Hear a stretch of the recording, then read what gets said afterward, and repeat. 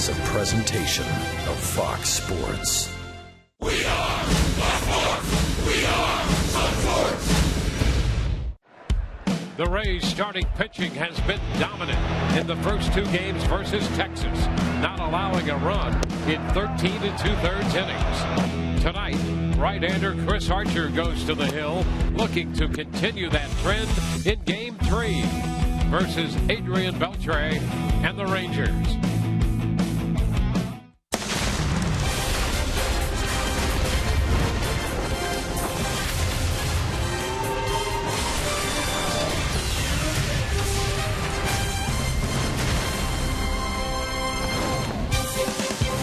Tonight's Wednesday Showdown is brought to you by your Tampa Bay area Mazda dealers.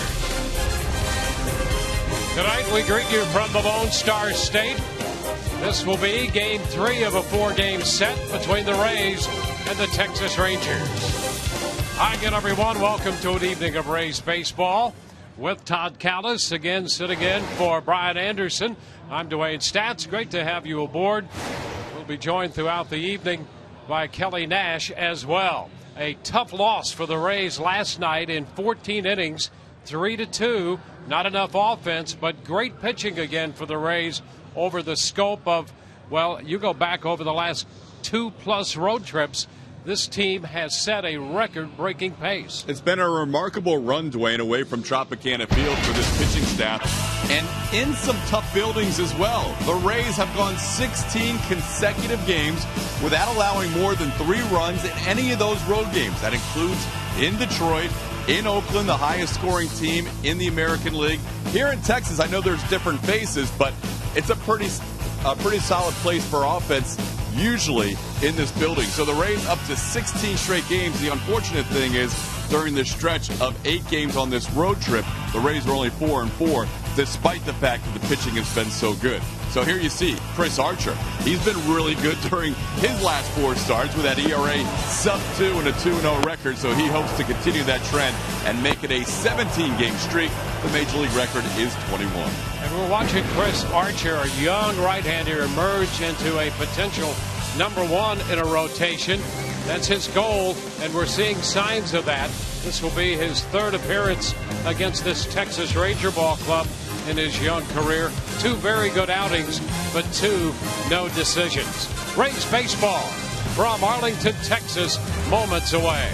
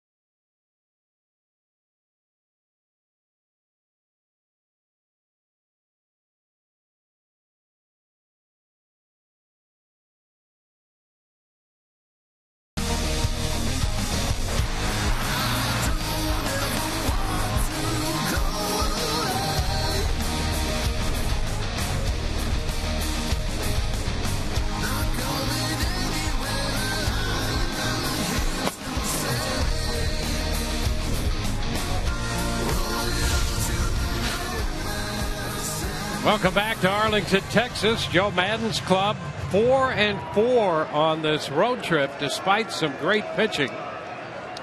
They won 3 and lost 2 in the season series against the Texas Rangers. And the starting lineup put together by the Rays tonight, presented by your Southern Ford dealers. We'll have Brandon Guyer leading off, and he has swung the bat very well lately. He'll be followed by Ben Zobrist. As you know, he's been red hot. And Matt Joyce at DH. Evan Longoria, James Loney, and Sean Rodriguez down the middle. Yunel Escobar bats 7th in front of Kurt Casale. Kevin Kiermaier will be in center field tonight and bat 9th. And they will face the right-hander, 25-year-old Miles Michaelis from Jupiter High School in Jupiter, Florida.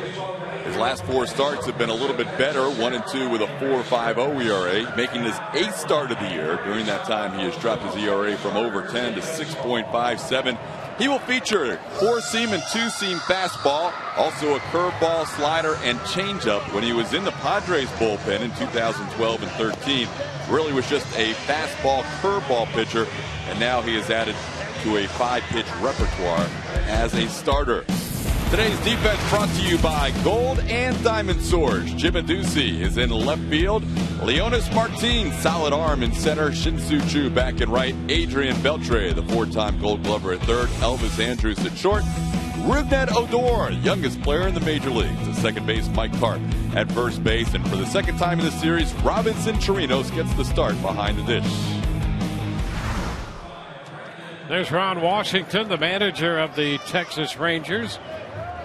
What a season it has been for Ron Washington and the Rangers, an injury-riddled team. And more on that as this one progresses, and an eye toward tomorrow's game. First pitch of this game is a strike call. Pitch presented by Pinch a Penny. Brandon Guyer looks at that one. Guyer hitting .273 starting play tonight. He's quickly behind the count. Miles Michaelis, the right-hander, on the hill. He'll be 26 years old in a week and a half.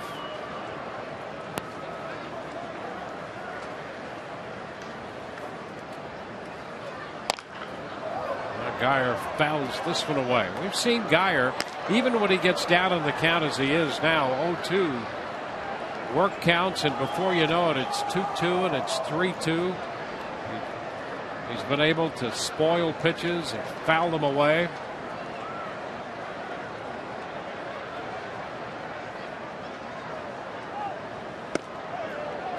Pitch up and in. Now a ball and 2 strikes. Has that short, compact swing, which allows him to really stay alive with a lot of foul balls with 2 strikes, as you mentioned, spoiling pitches because he's quick to the baseball, able to stay alive on numerous occasions. The right side, that's going to slice out of play. So down 0-2. He's fouled off a couple of pitches, and in between taking a pitch up and in. That was a great example of what you were talking about. That was a pitcher's pitch, outside part of the plate, breaking ball, trying to stay alive, just kind of fouled it away, even though he didn't think he could put it in play. A little tapper, that could be a tough play. Gold Glover Beltre up and out with the throw, and Guyer is out at first. Well, that's a nice play. That ball not hit that hard, and Beltre made the play. The really good defenders make tough plays look easy. This is not an easy play because look at the angle he has to throw. He doesn't have time to straighten up and throw on top, so that little underarm, sidearm throw with a lot of steam on it gets Guyer for the first out. And here's Ben Zobrist.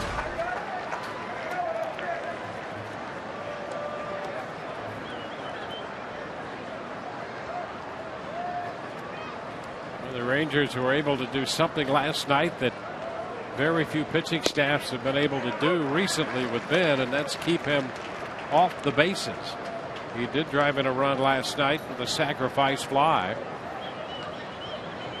But stretching back into the Oakland series, he had a run of reaching base at least 3 times in every game. A little tap out in front of the plate Chirinos grabs it and makes the throw to first. So 2 outs here against the right-hander Michaelis. Interesting transition for Michaelis. He had been, for most of his career, working out of the bullpen. His first year in pro ball was 2009. He made 15 starts, or 15 appearances, 11 starts. And the next year he was in 60 games in the minor leagues, everything out of the bullpen, and it remained that way until now, until here with Texas. This is his 8th start for the Rangers this year. Now Matt Joyce takes the first pitch inside. Our GMC big matchup is Matt Joyce, who's had a very good month of August. .310 batting average and his on base percentage .474. Let's a look at that one, and it's a little wide. And right now, this month has moved him into the top 10 in the league in on base percentage. He is 8th in the American League with a .373 on base percentage. 2-1. Fouling that one off his foot. Readjusting the guard and just making sure he still had some feeling down there on that foot. Guard protecting the shin, but there's a little gap there in between the top of the foot and the shin guard. That found that little area that was not protected.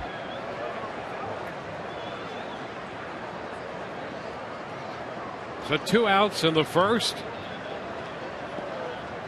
Joyce with a 2-1 count.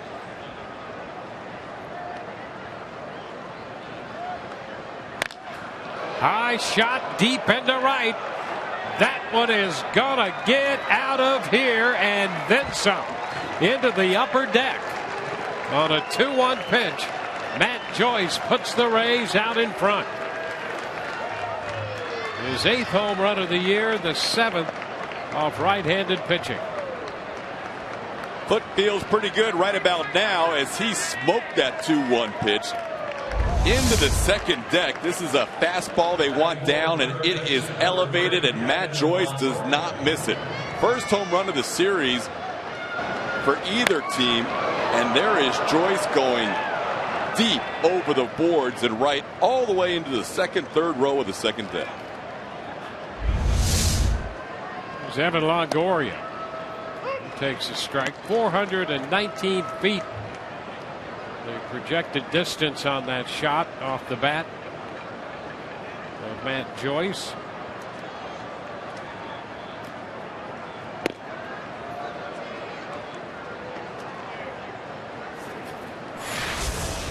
.100 even off the bat for Matt Joyce on the home run.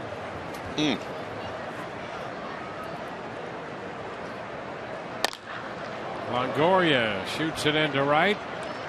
Chu there to make the catch. The Rays are out in the first, but they get on the board on a long one off the bat of Matt Joyce. 1 run on 1 swing of the bat from Matt Joyce.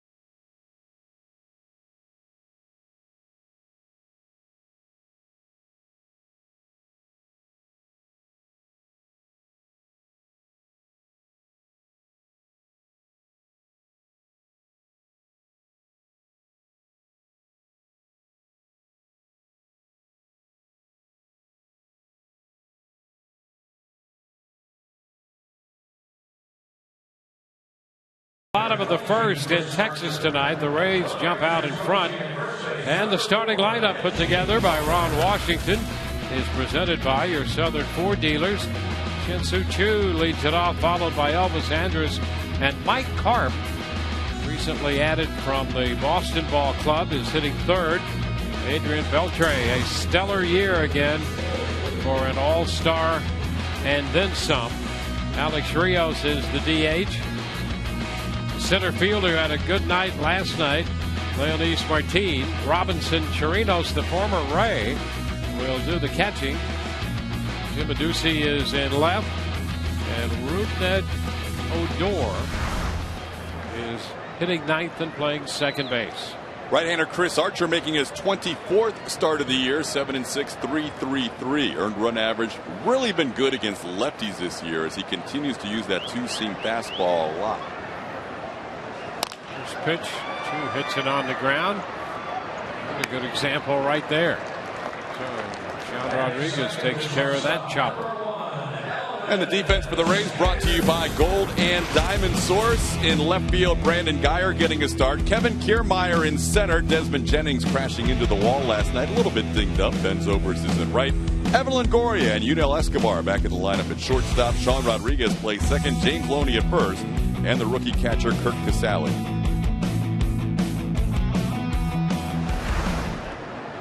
One out. Elvis Andrus, the shortstop. Starts the night at 272.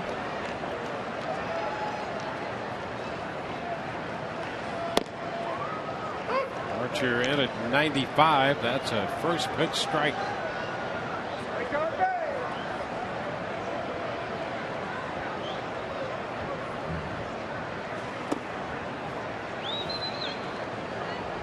One. Andrus 2 of 5 with a walk in his prior matchups against Archer. Archer had a game in September of 2012 against the Rangers. He went 7 innings, struck out 11 and walked only 2. 2-1. And then last September pitched 6 innings, surrendering 4 hits and 2 runs.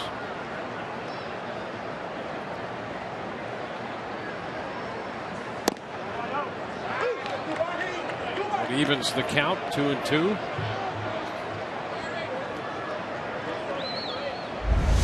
He missed on a close pitch on the 1-1 delivery, and this one is at the knees over the plate. Andrews didn't like the call.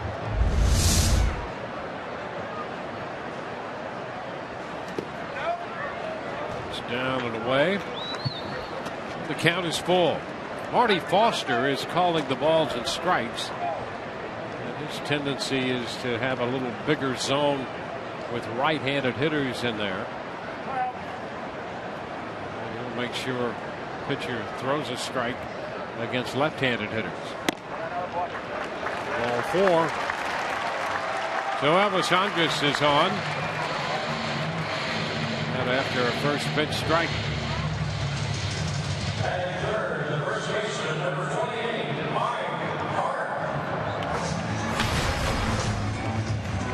Mike Karp.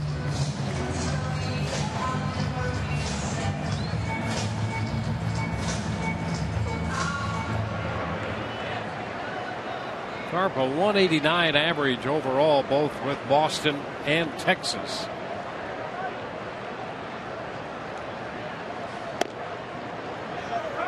Fastball is upstairs. 1-0.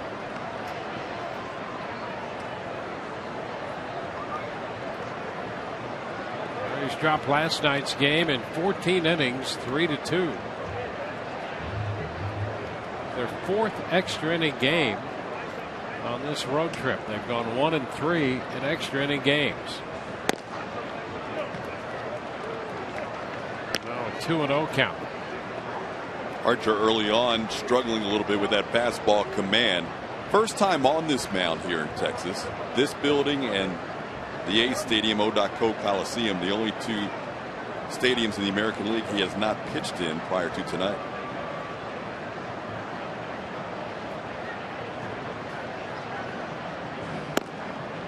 There's a strike. 2-1. 26-year-old right-hander.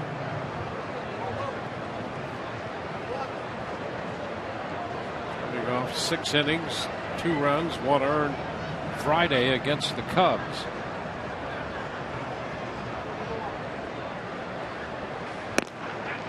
And he's high again with the hard stuff, and now it's 3-1.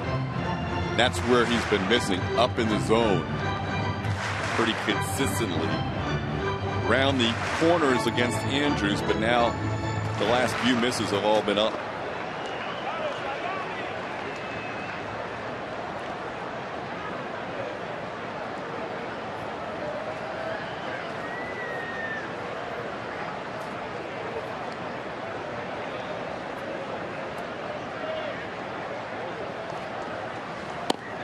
And ball 4.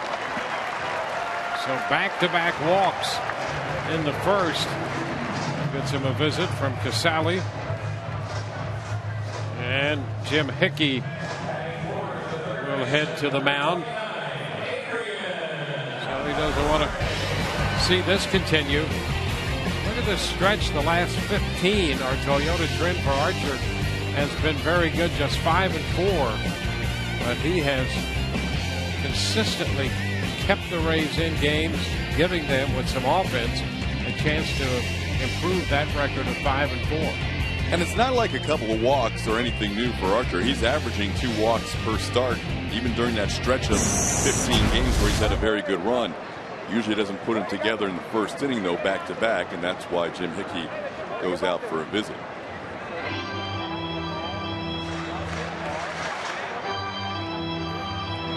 Well, you hate to walk people in front of Adrian Beltre. 17 home runs and 62 runs batted in.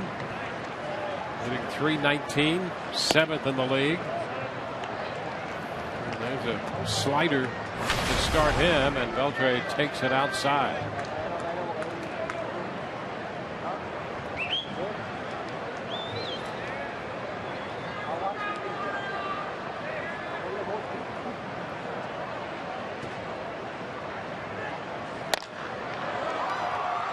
Slicing out of play. 1-1. Dangerous spot for a lot of reasons. Number one, if you're struggling with your command, Beltre will not chase out of the zone very often. If he has a pitcher in trouble, he's going to zero in on a spot within the inner half of the plate. So he's going to make Archer come to him. And so dangerous if you use the middle of the plate against this hitter.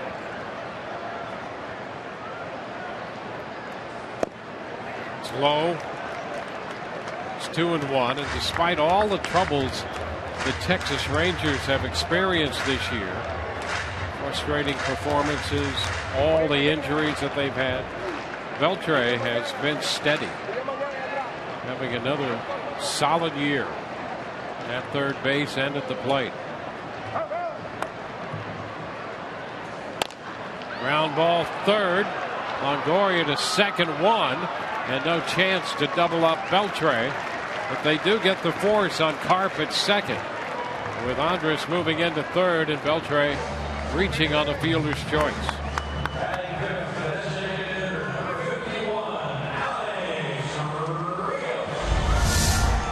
Take another look with the lead runner Andrews kind of slowing up and then ducking to divert Longoria's attention. A little surprised Rodriguez didn't make the throw there. I think Beltre probably would have beat it either way, but decided not to make the attempt.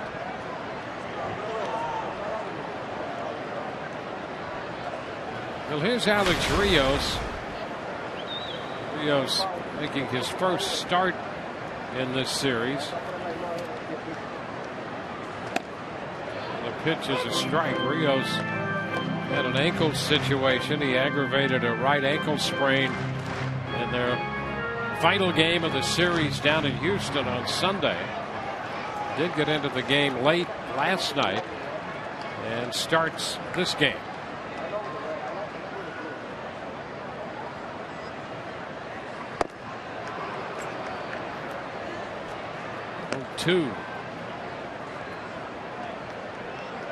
Keyed for the fastball. Got the slider.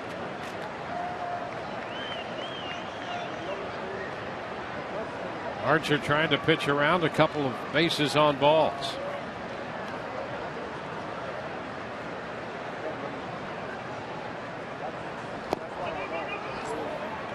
Casale shifting to his right to stay in front of that pitch.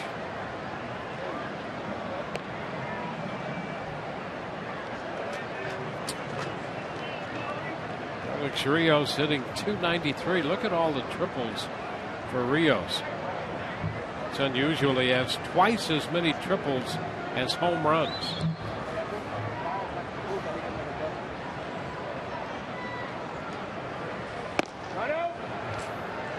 2-2.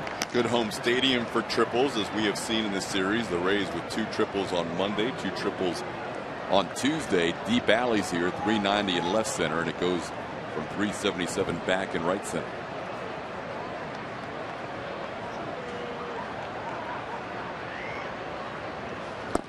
Big cut to miss.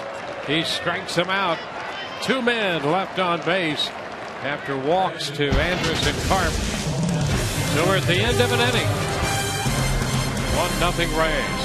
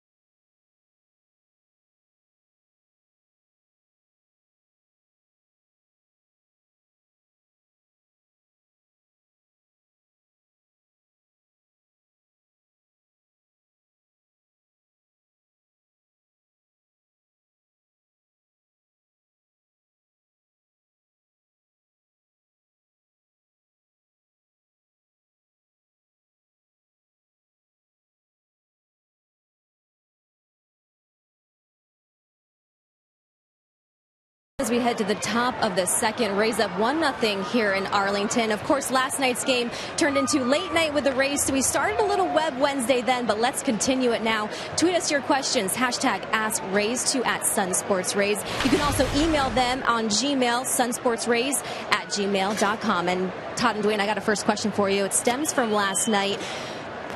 They want to know how hard it is to really separate yourself from the game after such a heartbreaking loss.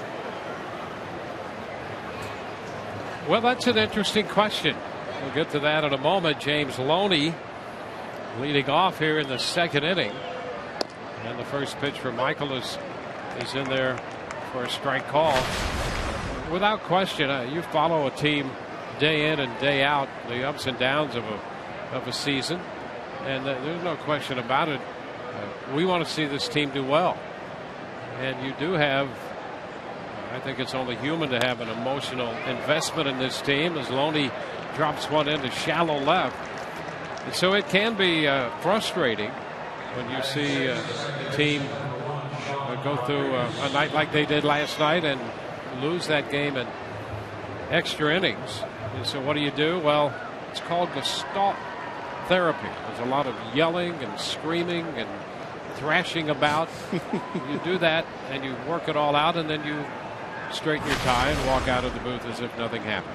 That's how you handle it. That's it. Yeah. I like that. Actually, Joe Madden, his rule when he first came here, and so that that question is relevant because it really applies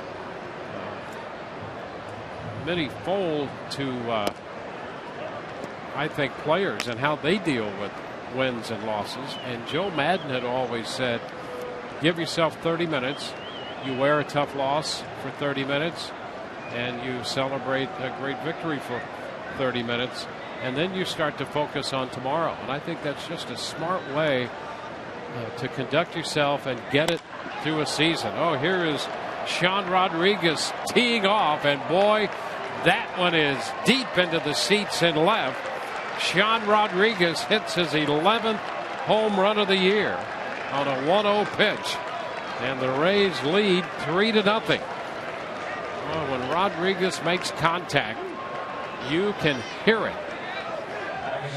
We've talked about this ballpark being a little smaller than some in terms of the ball leaving the yard. Usually home runs fly out of here. We hadn't seen one in this series until these two by Matt Joyce, and this one was launched by Rodriguez, his 7th home run of 11 against right-handed pitchers.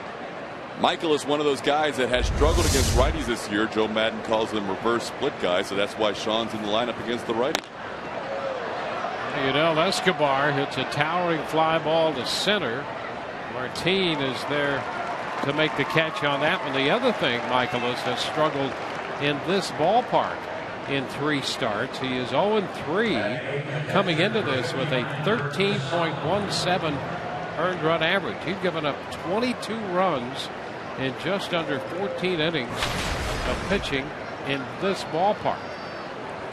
You see the disparity home and road in just a few number of games, but it is striking.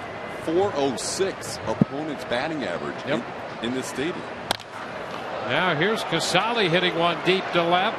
Back on the track, Adduci, and that ball is going to be off the top of the wall.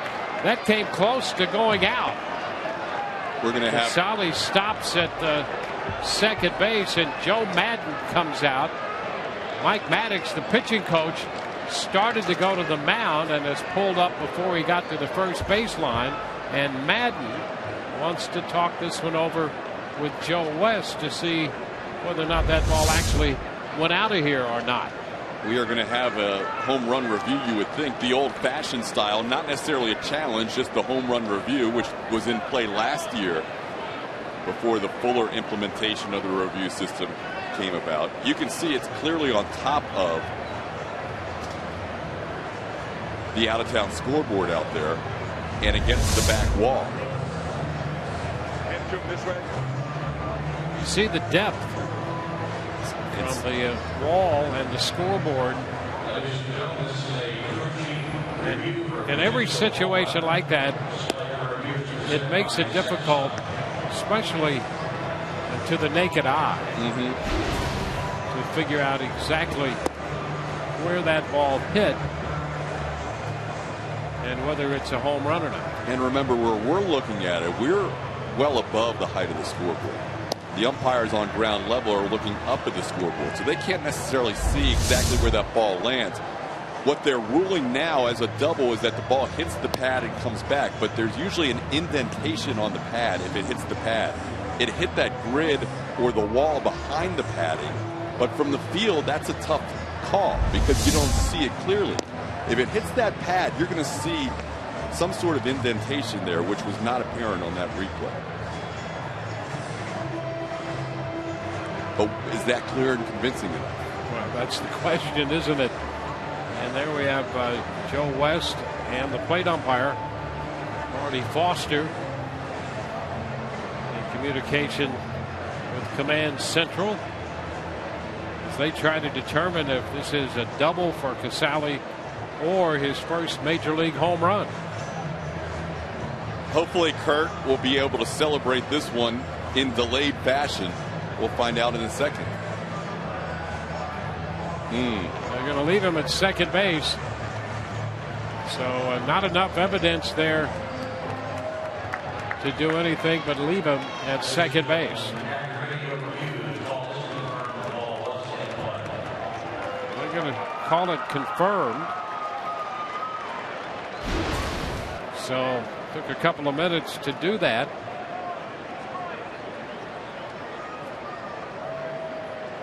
It's confirmed as a double. So on the review, it is confirmed as a 2-base hit. Maddox, meanwhile, breaks up his conversation with Michaelis.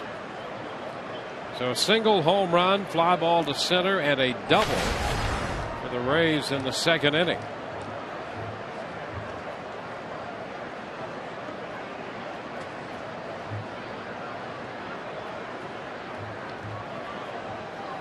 There's Kevin Kiermaier,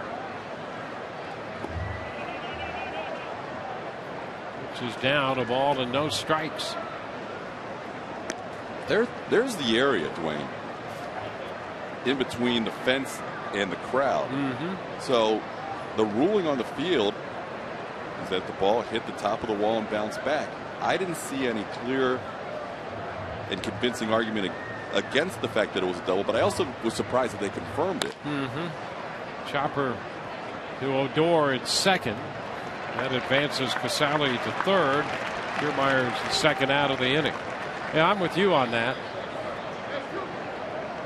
Either way you wanted to call it, it was difficult to see anything that was clear and convincing, at least from what we saw. And that ball obviously can ricochet easily off any of those.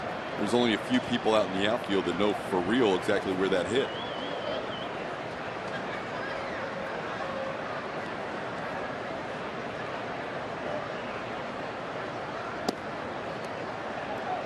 Brandon Guyer looks at a slider out of the zone. 1 ball, no strikes.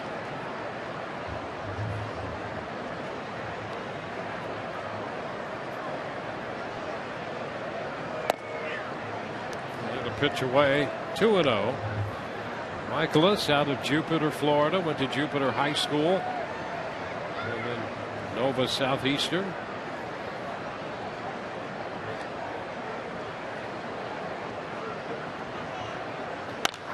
There's a shot. No question about this one. That one is gone. Guyer on a 2-0 pitch makes it a 4-run inning with that 2-run blast. Rays take a 5-0 lead. Guyer's second home run of the year. What the Rangers are trying to do in this rash of injuries is find out whether they have guys that can be in their starting rotation in the future. They want to learn about Michaelis as much as they can. He has struggled mightily here at home. That was a fastball up, and Brandon Guyer just tattooed it. He, I think, exceeded the distance of Sean Rodriguez's shot earlier in the inning. Good ZOBRIST. There's a curveball. That's a called strike. 100.9 off the bat for Guyer. Rodriguez was 100.2 off the bat. And the one in the first inning by Matt Joyce was an even 100 miles per hour off the bat. So then Casale must have been in the 90s. Not quite enough. Need to be 100.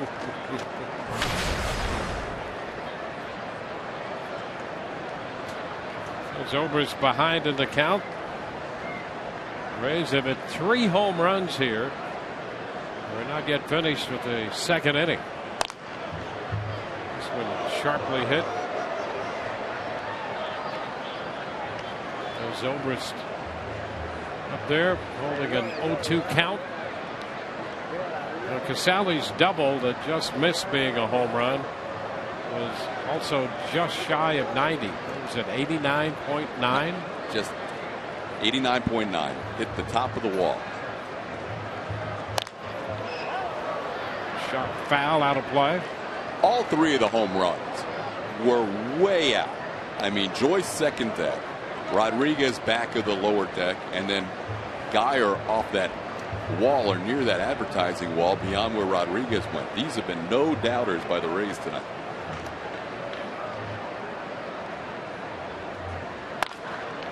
Down to third. Beltre, the throw to first, picked by Carp. So the Rays are finished. They send 7 men to the plate. They come up with 4 runs, 2 home runs in the inning, and the Rays lead 5-0.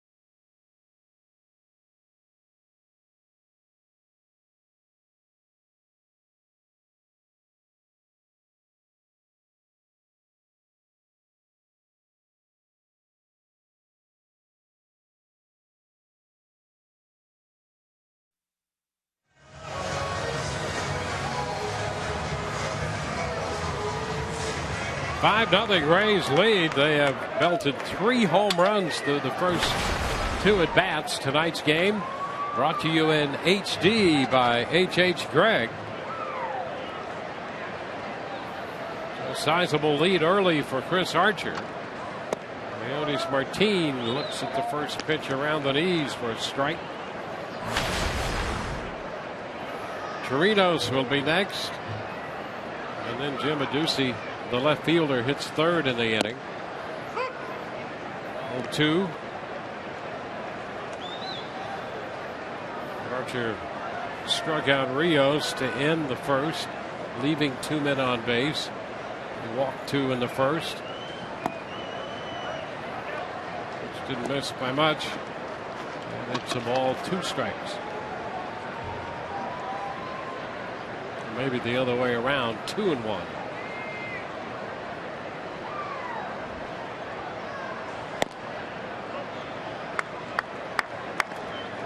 3 balls and a strike. A couple of these pitches have looked pretty good. Last one was pretty close, just a little bit up in the zone. But Archer needs to just zero in and pretend it's still 1 or 2-0 and not issue anything for free.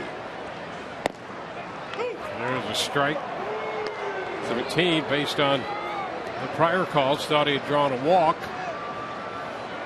Similar location, Dwayne. The last pitch and the previous pitch. Well, number 4 was a little higher. Give Marty Foster credit.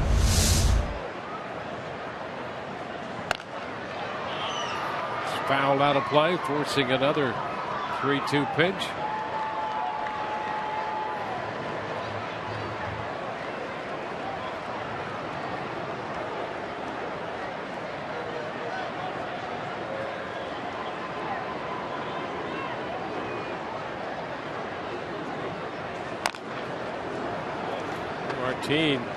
Healthy cut, 3-2, fouling 1. Archer was over 20 pitches in the first. He's averaged a little over 16 pitches per inning so far this year. It's a pretty good area to be. 15, 16 pitches.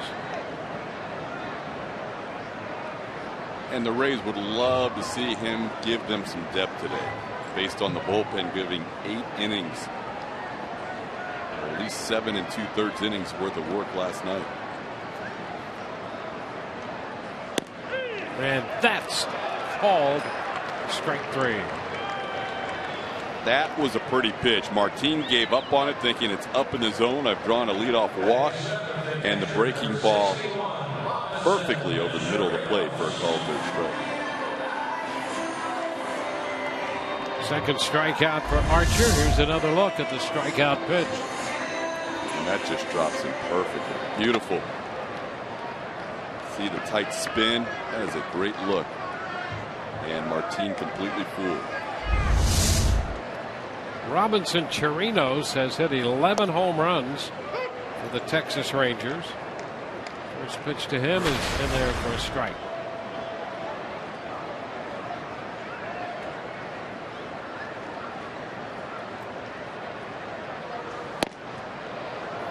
Fastball by him. He opened with a slider about 87, and that fastball hit 97. Amazing. You get 5 runs, all of a sudden things feel a little different on the mound. 1 ball, 2 strikes. That was 98. But Chris is bringing it tonight.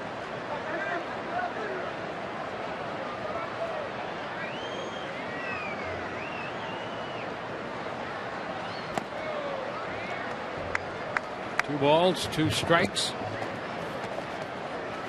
Well, you talked to Chris Archer about his role on this pitching staff and the rotation in particular. He really does aspire to be a #1 starter. He sees the departure of David Price. He spent a lot of time with Price, trying to emulate Price both on and off the field. And he'd like to claim that #1 spot, and is fully aware that there are things that he needs to work on, and command and consistency, and to pitch deep into games, all of that, part of that. There's a fastball that he throws by Chirinos. So back-to-back strikeouts here. Well, how about this as a comparison for Price and Archer in their first 50 career starts? How about beyond the wins and losses, but all the other numbers, Todd, remarkably similar. Yeah, if you had those pictures covered up and say which is which, you wouldn't know, because they are right down the line, very close to even. And the other thing with Archer that's similar to Price, when he goes against the Yankees, look at what he's done against New York. Price had such a great record against the AL East. I mean, that's something that Archer is hopefully going to follow in his footsteps. That last at bat was an example where Archer needs to get closer to where David Price was in terms of getting ahead, not trying to make the perfect pitch. Didn't need to get to 3-2 there. Still got the strikeout. You can save a couple of pitches by not trying to make the perfect pitch, but making a good pitcher's pitch. Well, you look at the track record just through the first 7 hitters. He's had 4 3-ball counts in the first 7 hitters. And that's the difference. Once he cleans that up, he'll pitch deeper into games and be where he wants to be, where he could stake out a #1 spot on a pitching staff. And he knows that. Like you said, that's an aspiration for him. You see the pitch total right now, up to 39. He was in a little bit of trouble in the first inning due to a couple of walks. But 40 pitches is a high total for 2 innings if he's only allowed 2 base runners to this point. Well, that strike to non-strike ratio, not very good right now.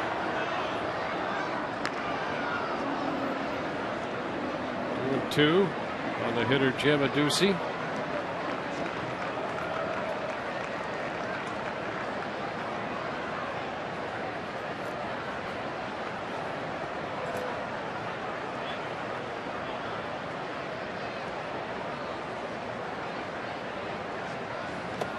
And he takes care of the Texas left fielder.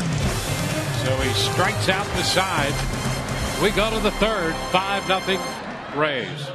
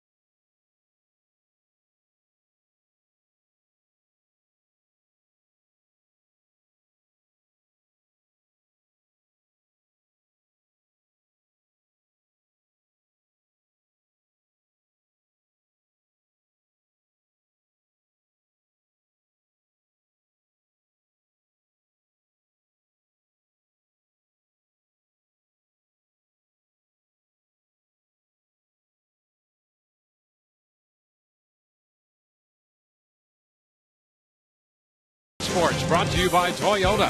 Let's go places. By Checkers, big Philly flavor, small price. Checkers Philly cheesesteak and the new Chicken Philly, each just $1.99. And your Tampa Bay area Mazda dealers. It takes conviction, creativity, and courage to build cars worth driving. This is the Mazda way.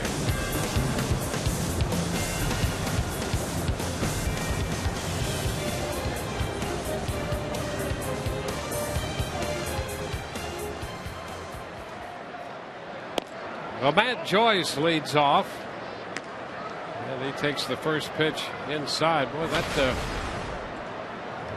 that item at the concession stand, what do they call that? A boomstick? That is correct. Could feed the whole section. Fly ball toward the line to left. Ducey on the run and makes the running catch. So Joyce is the first out at the top of the third. Yeah, you need a few jalapenos on that here. That's a staple in this part of the country. Wow. We tried one last year, Dwayne. We did try. We finished. The operative word, though. Yeah, but it took, what, 3 of us? It was not a pretty night. I will say this. All the additional accompaniments right there for the boomstick help out. You definitely need a little bit of something. Yeah, if you put all of that on there, then it becomes a meal. I'm with you. Still a little difficult. Without that, it becomes an ordeal. But with it, it's a meal. Carp after this one in foul territory in the coaching box.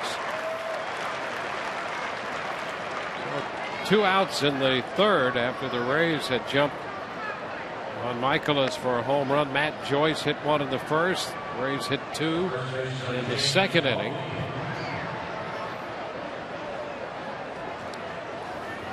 The Rays with 3 home runs. First time they've hit that many in a single game since they beat the Orioles in Baltimore 12-7 on June the 29th. The Rays hit 5 home runs in that game. High fly ball to the opposite field off the bat of Loney. Ducey's there to make the catch. The Rays are out in the third. They lead 5-0.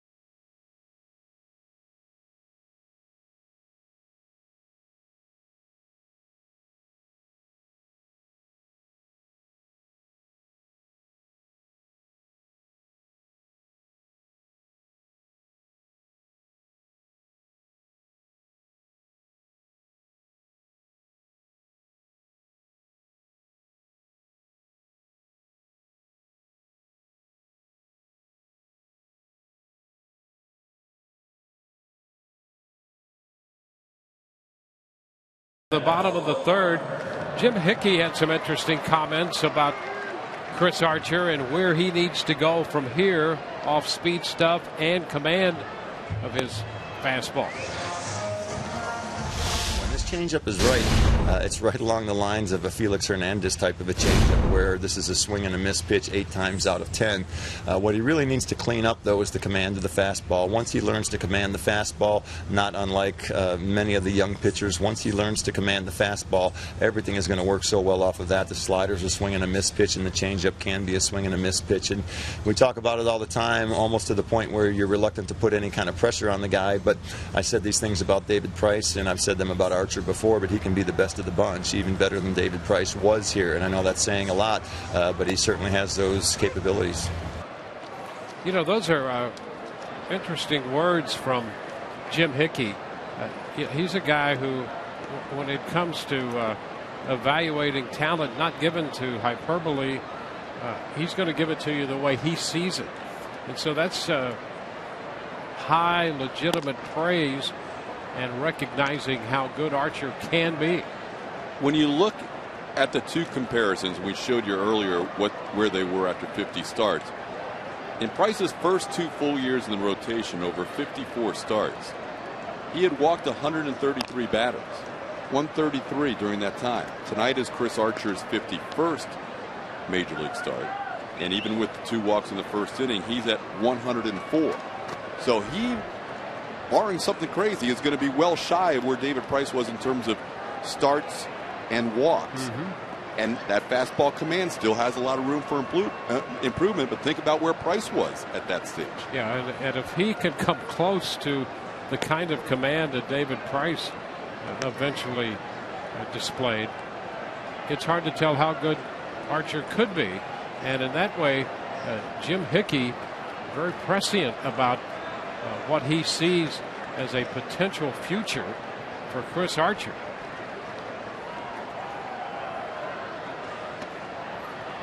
Well, he takes care of Odor here. You know, that's 5 consecutive strikeouts. Speaking of strikeout pitches, 4 of them have come on sliders ranging from 86 to 89 with the slider. And he got Chirinos on a fastball at 96. And that slider, and it's a young hitter. There's nobody younger in the big leagues, but that slider was missed by a good foot and a half. He had such depth to that slider, Odor wasn't even close to it. Well, fastball on the outside part of the plate to Chu.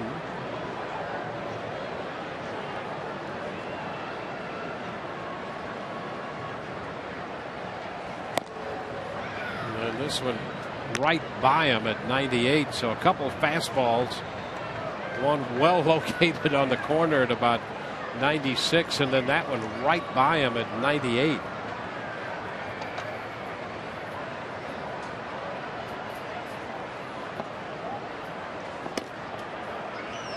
Upstairs. So just in the last 5 hitters and now working to Chu, you get a great glimpse of how dominating Archer can be.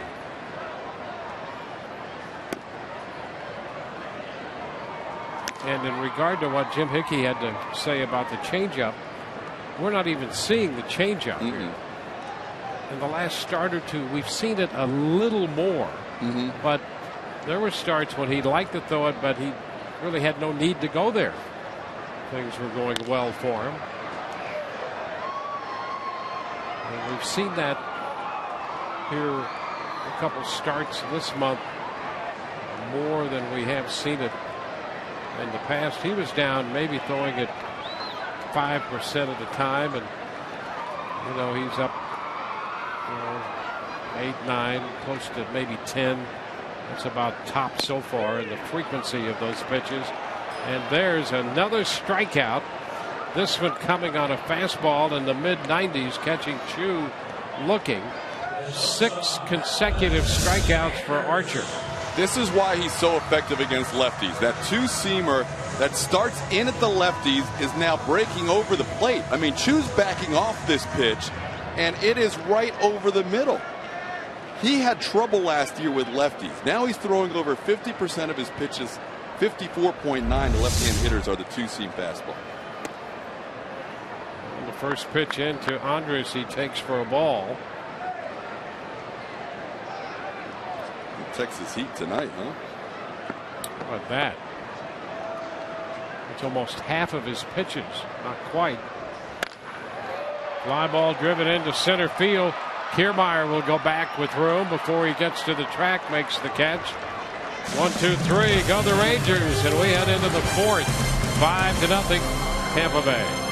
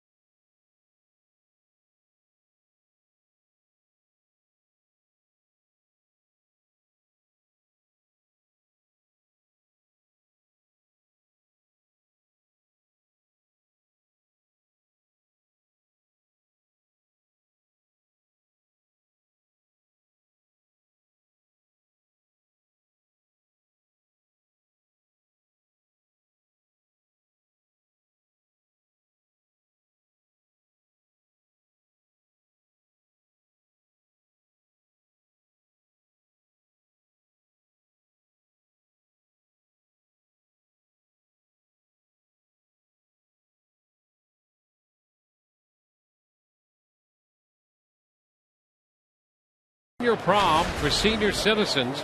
The Rays take on the Tigers during the matinee game Thursday, the 21st. Purchase this special event ticket to receive a discounted seat in the press level and a Rays senior prom tote bag. Visit RaysBaseball.com/.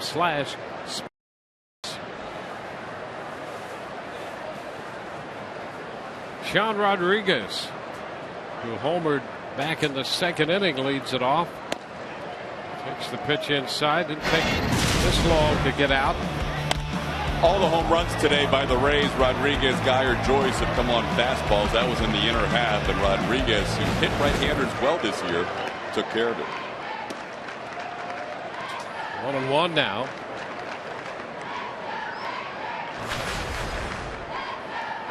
See the breakout there of his 11 home runs, 7 off right-handed pitching.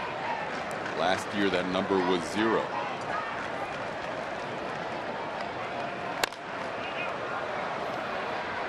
It's out of play. And a nice catch in the second deck on the first base side. 1-2.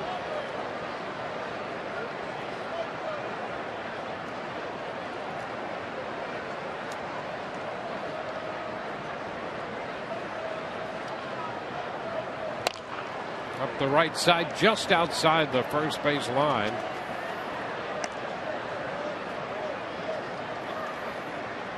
Well, the net big enough, but that just couldn't scoop it.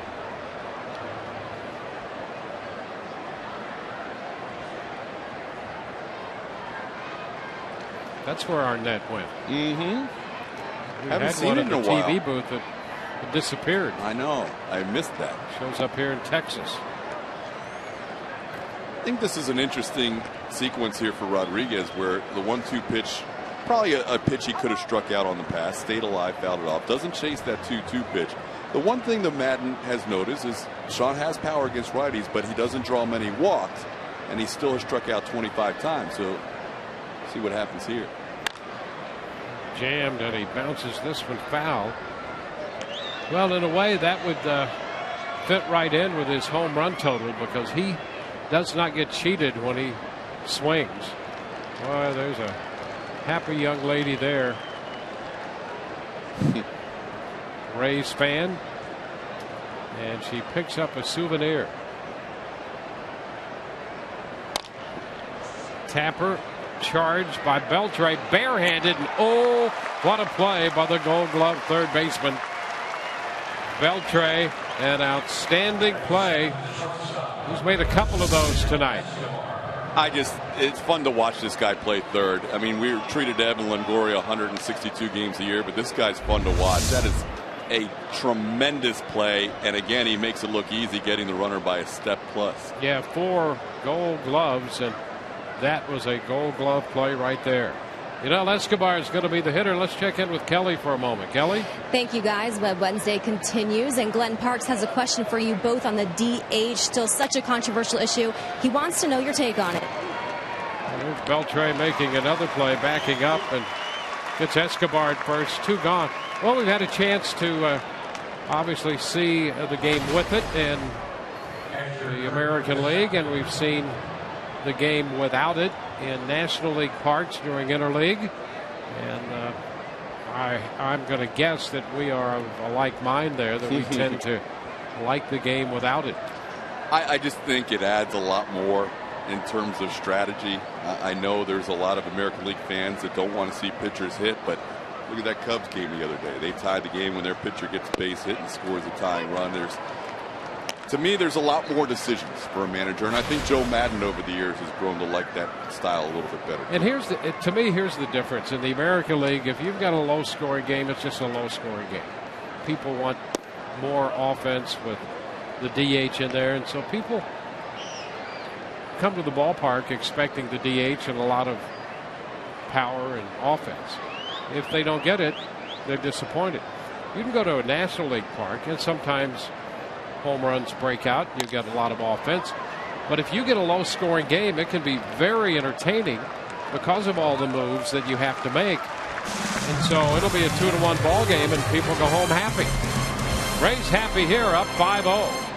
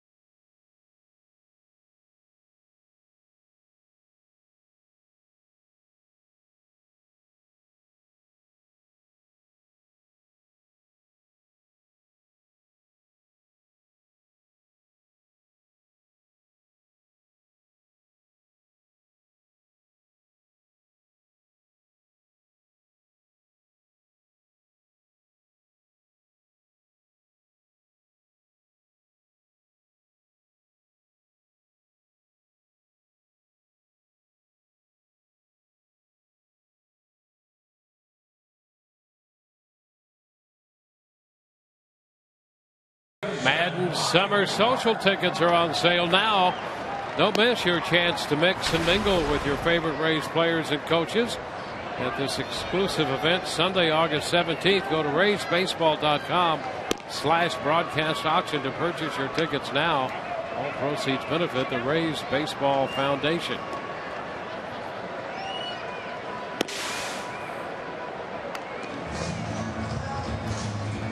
Chris Archer.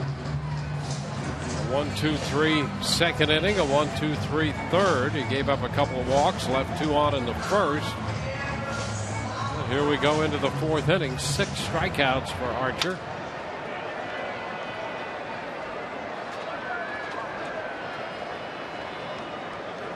Mike Karp leads off, then Beltre and Rios do.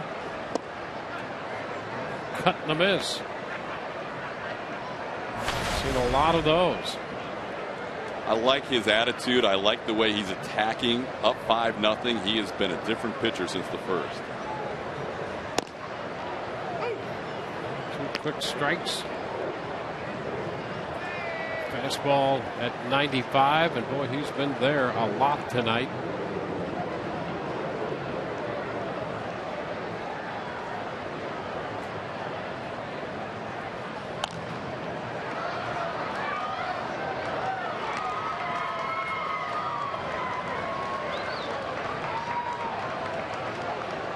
Archer worked 6 innings Friday against the Cubs. Made 86 pitches. And he strikes out Carp. Down to Loney to complete that strikeout. Boy, he is something in this stretch. Mike Carp is a very good hitter. Let's not look at the average this year. He's had limited playing time. He's a very good hitter. Chris Archer just made him look really bad with that last pitch. That is a nasty, tight slider that just dives onto the plate, and Carp is nowhere close. That is impressive. Adrian Beltre, fastball to him is off the plate end. 7 strikeouts tonight for Archer. Most of them on the slider. And a fastball, he gets it by Beltre. 1 ball, 2 strikes.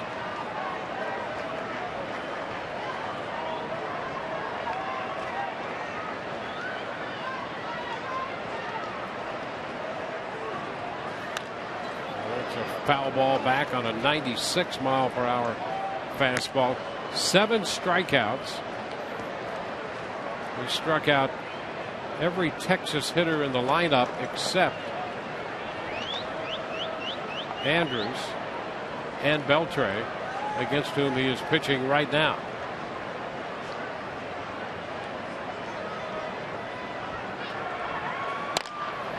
And to right, Zobrist lines up and makes the catch.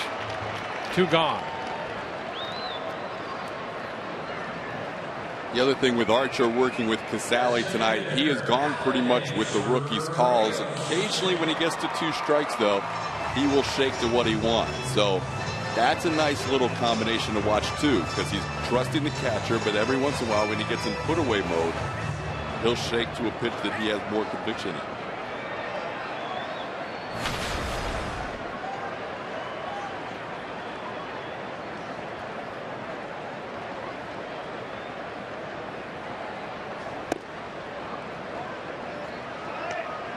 Ball, no strikes.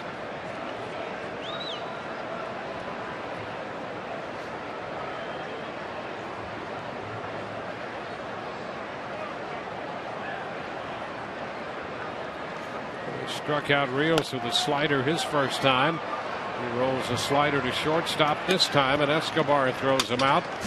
Quick 1, 2, 3. We go to the 5th. 5-0 Rays.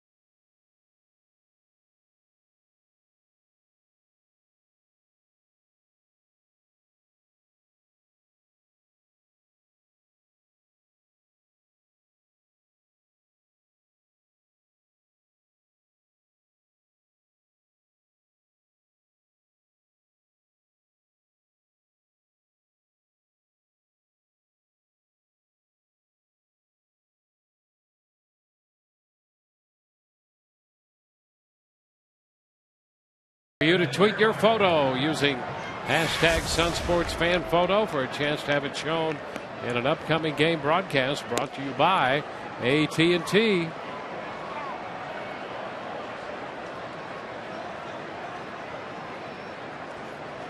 Kevin Kiermaier makes his way to the plate to open the fifth. Rays struck early a home run from Matt Joyce in the first, and then a 4-run second inning when they hit 2 home runs, a couple of 2-run shots. Sean Rodriguez hit 1 and Brandon Guyer hit 1.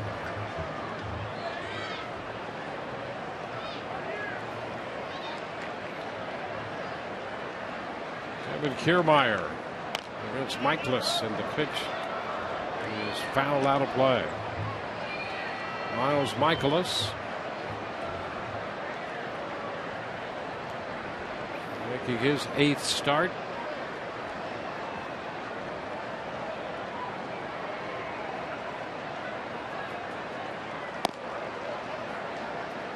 It's 1-1. Michaelis was in 25 games with the Padres, all out of the bullpen in 2012. Strike 2, 1-2.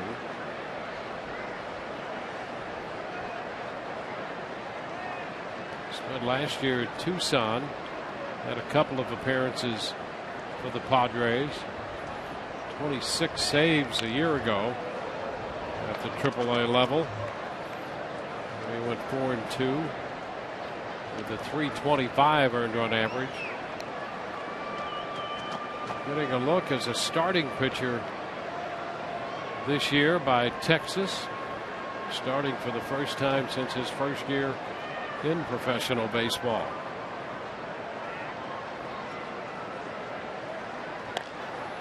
Popper, foul ball, third base side, and out of play. This current rotation could very well have been the rotation they expected to be at AAA this year. And they're learning about these guys. Nick Tepish, tonight's starter. You talked about how he was a reliever, now converted to a starter. We don't see Neil Ramirez in this series. We're going to see another guy tomorrow who's, due to injury, jumping into the rotation. Swing and a miss. Kiermaier's out on strikes. The Rays will miss Hugh Darvish. He was originally scheduled to pitch tomorrow. In tonight's game and all season long, Tires Plus donates $100 to the Pediatric Cancer Foundation for every Tampa Bay Rays home run televised on Sun Sports. Rays of it 3 tonight.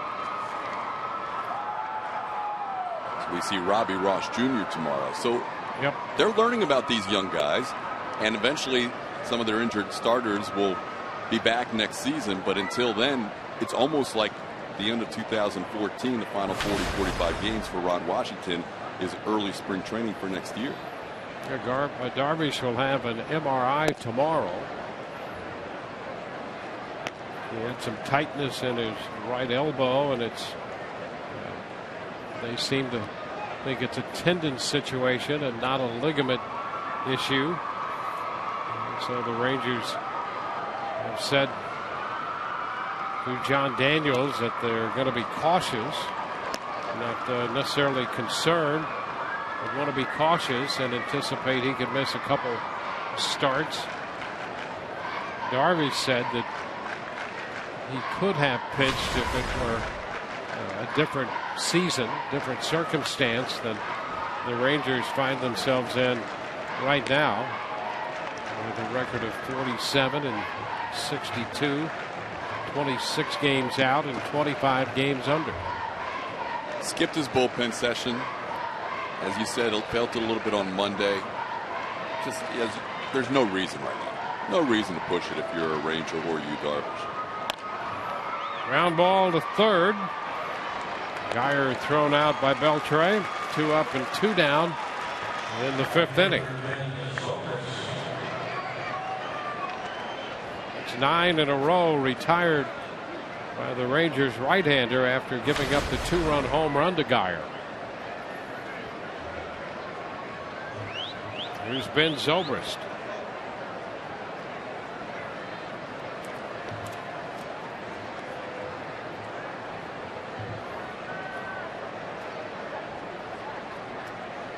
Zobrist 0 for 2. 1 ball, no strikes.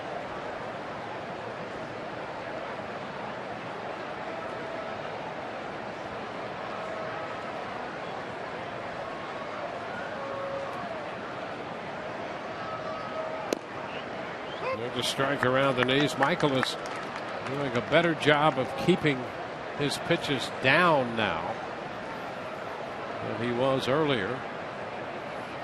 2 outs into the 5th, so he's picked up 14 outs, and 9 of those have been on the ground.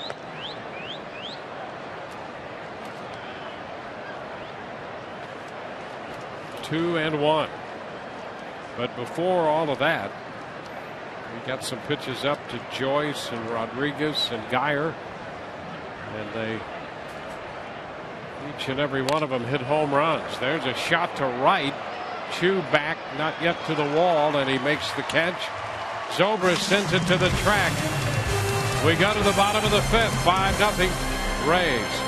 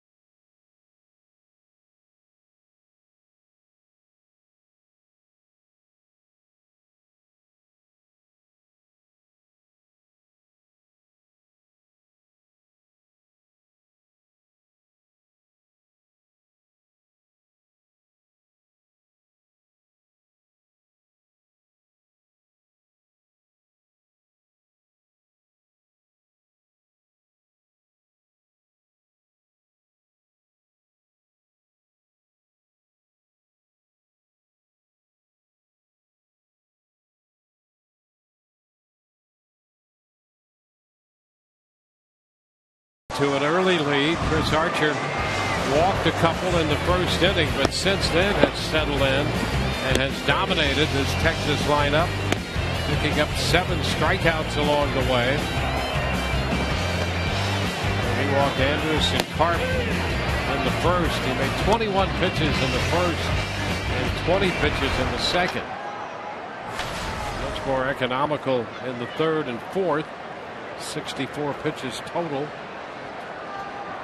Here's Martin swinging through the 1st pitch. That's a strike.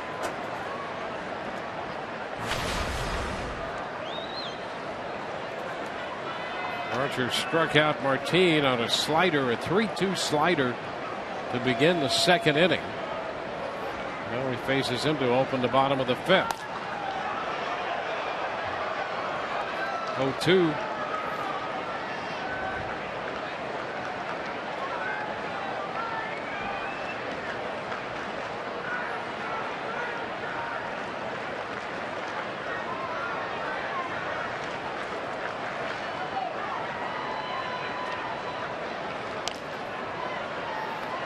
There's 2 strikes on the foul ball and a slider.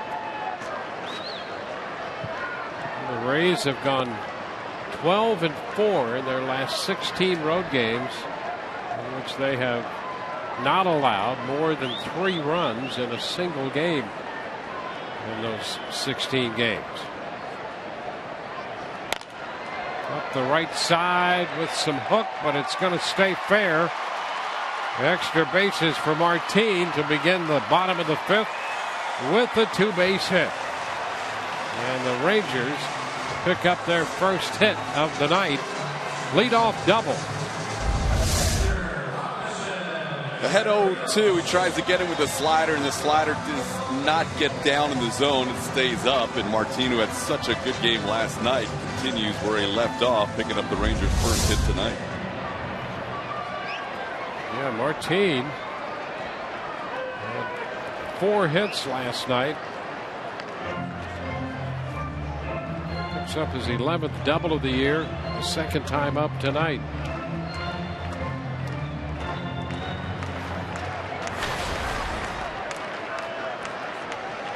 Robinson Chirinos.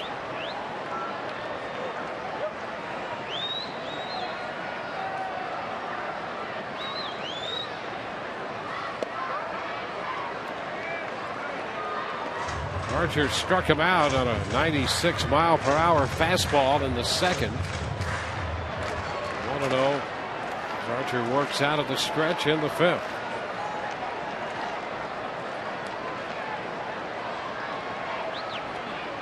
Archer had retired 11 in a row before giving up the double, a 2-strike pitch and a double for Martin.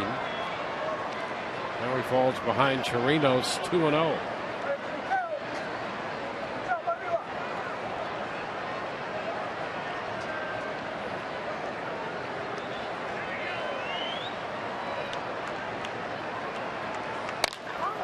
Back up the middle into center field.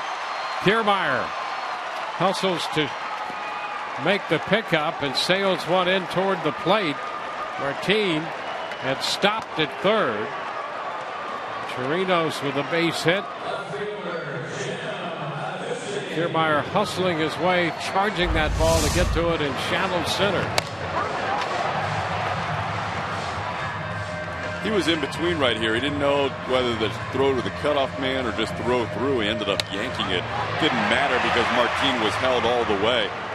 Archer fell behind 2-0 and grooved a fastball, and Chirinos was ready for it. So Chris right now up 5-0. Big spot because we have seen at times this year innings get away in a hurry from Chris. So with that in mind, Jim Hickey with a quick visit to the mound.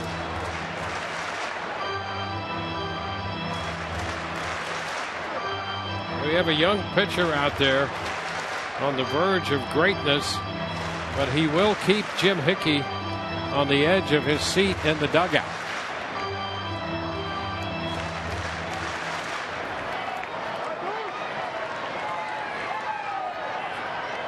Jim Hickey back in there, telling Joe Madden that this is the life we have chosen. First and third with Jim Adduci. Pitch is a strike.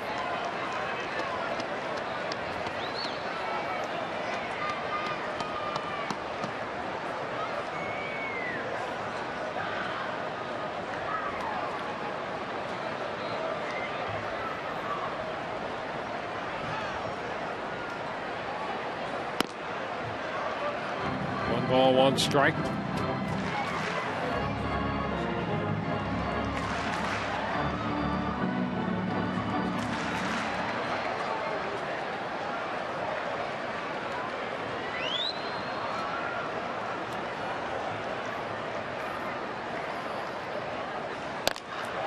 Shot into right field. ZOBRIST will have to back up to make this catch. A tag at third. Martin scores easily, and the Texas Rangers are on the scoreboard. Adduci drives a sacrifice fly into right.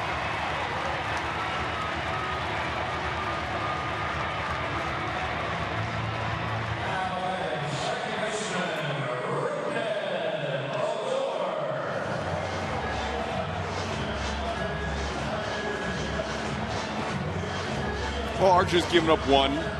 Chirinos possibly had a chance to tag up based on the way ZOBRIST caught that with his momentum moving him towards the wall. Stayed at first instead. So now Archer, as long as he sees his way through this inning, still in good shape. Odor, ground ball sharply hit first. Out at second and back to Loney. 3-6-3. Loney, Escobar, and back to Loney to retire the side. Nicely done by the Rays infield. Texas with a run. That's it. Over and out on the double play. 5-1 Rays.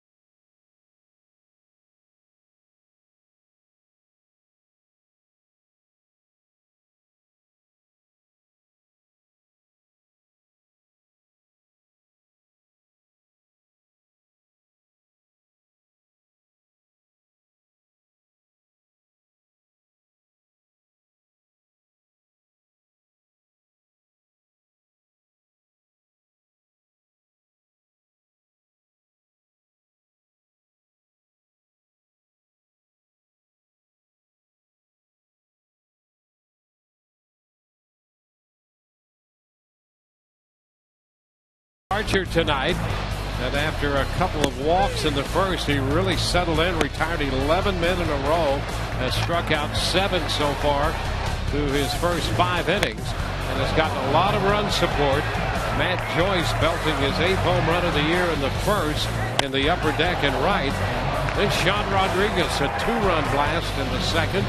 Brandon Guyer, same inning, same result, 2-run shot to left, and the Rays have a 5-1 lead as we move into the 6th inning. And here to tell you all about it is Todd Callis.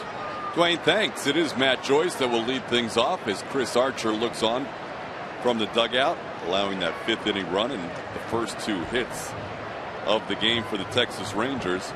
Joyce, Evan Longoria, James Loney. And Matt takes a called strike to start the 6th. Miles Michaelis has settled in nicely since that Brandon Guyer home run. He's retired 10 straight, although ZOBRIST hit the ball well to end the 5th inning.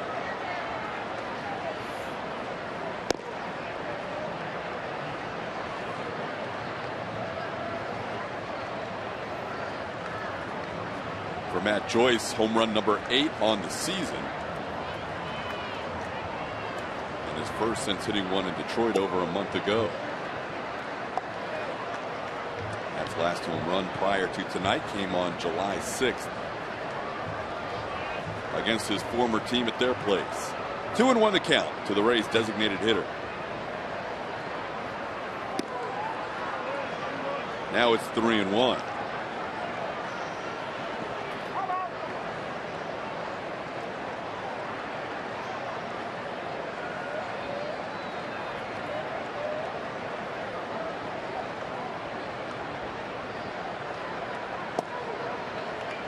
Leadoff walk by Matt Joyce. So there goes the string of 10 straight retired by Michaelis. Rays fans, you can log on and caption this photo of Ben Zobrist. We'll take a look at all the submissions and we'll pick the best caption to be featured in Wednesday's Rays-Tigers game next week.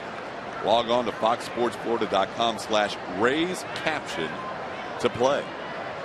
Caption that photo of Ben Zobrist.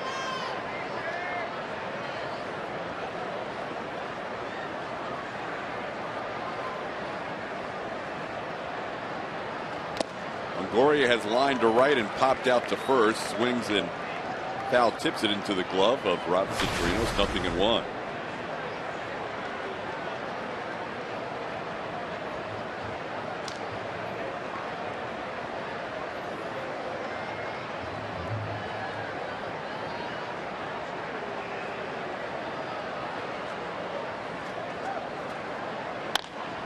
There's a base hit into left field off the bat of Longoria. The Rays have hit number 6 and their first since the home run by Brandon Guyer in the second inning. 6 hits tonight, just 2 singles for the Rays.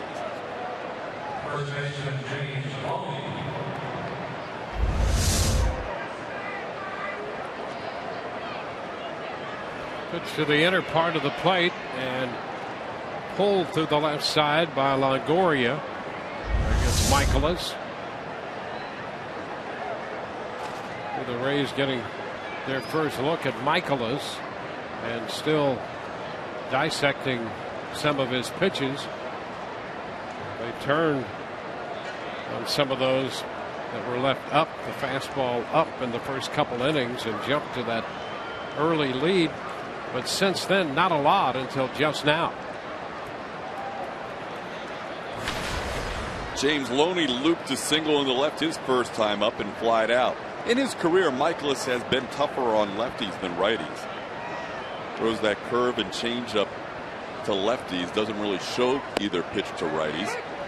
And there is that changeup for strike 1 to Loney.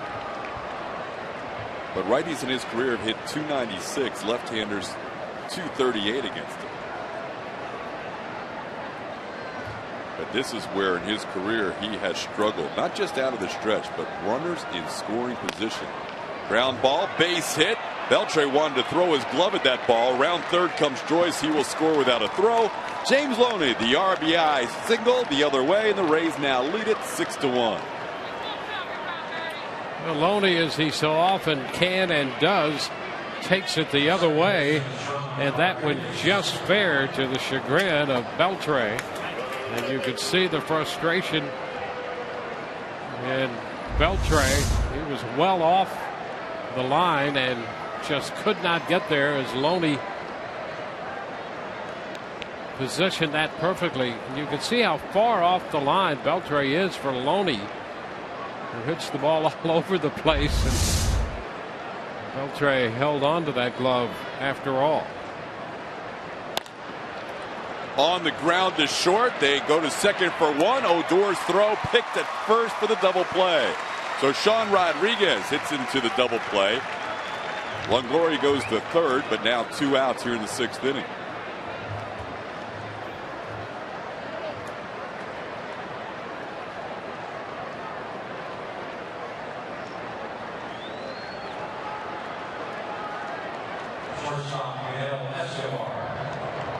So runner on third base with 2 outs. Yunel Escobar looking for his first hit. Rays have 7 hits on the night. James Loney the only one with a multi-hit game. He has a couple of singles.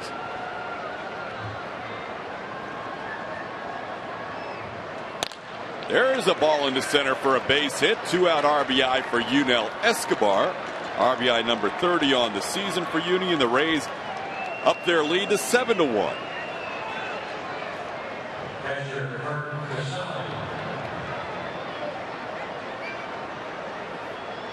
Coming into tonight's play, career runners in scoring position against Michaelis, 29 for 84, over 350 opponents whenever he's had runners in scoring position. Tonight, in the second inning, a ground out and a home run with a runner in scoring position. And in this inning, a single, a double play, and another single. So 3 for 5 tonight for the Rays with runners in scoring position. Now Escobar on first, and the pitch backs Casale off the plate, 1-0. Kurt Casale missed his first major league home run by inches. In fact, it was reviewed by the umpires, and they ruled that the ball did hit the top of the wall and was only good for a double. The call was confirmed upon review. But Casale was very close to a home run over the out-of-town scoreboard in left field. He has doubled, scored a run, and flied to center.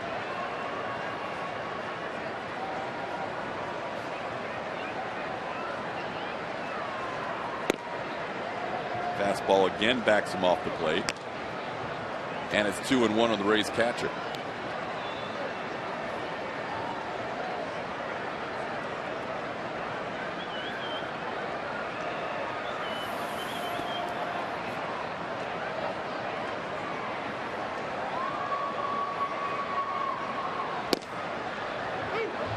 on the outer half for a called strike. It's 2-2. Rays lead at 7-1. Last night, losing in 14 innings, their 4th extra inning game on this road trip. 1-3 in extra innings, 4-4 overall on this trip. In the air to shallow center field. Odor goes out, but coming in is Martin with the call and the catch. And the Rays are done here in the 6th. But 2 more runs on 3 hits, and the Rays lead at 7-1.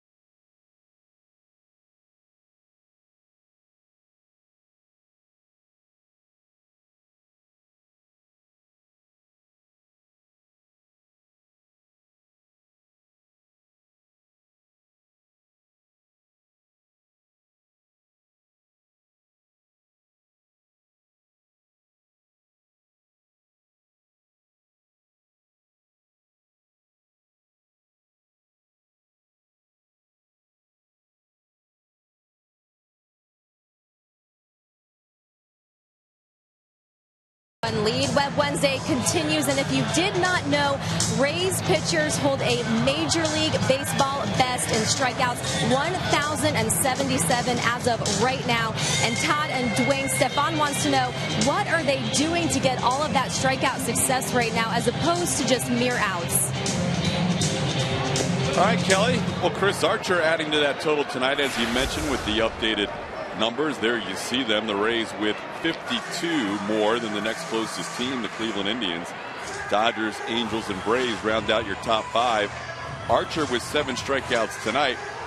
Well, part of that has to do with the departed David Price, who left the Rays as the leader in innings pitched and strikeouts in the American League. Still leads the AL in both categories. Price up to 205 strikeouts, so that's a big part of it. Archer starts Shin-Soo Choo with a called strike. Tomorrow's starter, Jake Odorizzi, on quite a strikeout pace, 3rd in the American League in strikeouts per 9 innings. So that helps. Tonight's starter, picking up strikeouts tonight, 7 of them, as we mentioned. And on the season, he's averaging less than 1 per inning, but 123 strikeouts and 137 2/3 innings coming in. A lot of power arms, Dwayne. A lot of guys out of the bullpen who get strikeouts. Joel Peralta, Jake McGee, Brad Boxberger. There's a lot of guys on this staff that have swing and miss stuff. And the tendency in baseball is swing and miss. And the Rays staff, under ordinary circumstances, you think would be a swing and miss pitching staff anyway. And in an age when strikeouts seem to be up, the Rays are just armed with guys who throw hard and have great strikeout stuff up and down with a split. How about that? Another nasty slider. He has great depth on that slider tonight. And that has been a big part of his strikeout performance tonight. You see the slider here just disappearing down and into Choo. And you look back at all of his strikeouts. He got Carp on 1 in the 4th. You got Odor in the 3rd. 2 of the 3 strikeouts in the 2nd inning were on sliders. You got Rios on a slider in the 1st. So that's been a big strikeout weapon for him tonight. Elvis Andrus, the hitter, takes a pitch away for a ball, 1-0. Important couple of innings as well at this point for Chris Archer. Not just because the Rays have the 7-1 lead. That's obviously the most important factor. But the secondary factor is the bullpen situation. 14 innings last night, 6 covered by Jeremy Hellickson, the rest by the bullpen. 2 games prior to that, they played 12 in Chicago. 2 games prior to that, 10 innings in Chicago. Rays do add an arm in the bullpen, but the deeper Chris Archer goes tonight, not only does it help the Rays, as you see Brandon Gomes, who pitched for the Rays in 20 games before being sent to Durham, now back with Tampa Bay.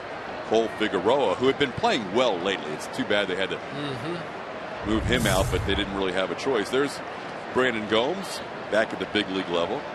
So he's available tonight. Hasn't pitched in over 5 days. Here's a line drive past the diving Yunel Escobar into left field. Just the 3rd hit of the night for the Rangers, and Andrus is on board for the 2nd time after a 1st inning walk. You know, the other thing about that, adding a pitcher and Figueroa going down, it leaves the Rays numerically short on the bench. They have just a 3-man bench, but in reality, when you look at who's on the bench, Molina very seldom utilized as a catcher over there, so he's going to be a last resort. Jennings with a little shoulder soreness based on the catch he made last night against the wall. So really Logan Forsythe might be, under ordinary circumstances, the one and only viable guy you have on the bench for moves. And on any given night, Joel liked having Cole Figueroa off the bench to serve as at least a threat left-handed. Now he will be back to not just a 3-man bench, as you mentioned, with fewer movable parts, with the catcher being one of those 3, but also an all right-handed bench. And you'll say this about Figueroa. He did give the Rays some quality at-bats. He worked the count, threw a couple of big walks in those situations. Figueroa will be back, more than likely when rosters expand. Here's a line drive over the head of Escobar. Back-to-back base hits for the Rangers. Kiermaier plays it back in. And we saw Desmond Jennings on the bench a moment ago, and here's the reason why, going back to last night. Yeah, this was quite a catch by Desmond Jennings. Made that catch and immediately made contact with the wall. Ball hit by Martin. And at the time, that was a very big play, the final out of the inning. They had a runner at second, Beltre. Boy, you could see the speed and the routes that Jennings can take, allowing him to get there. A little banged up in the aftermath of that.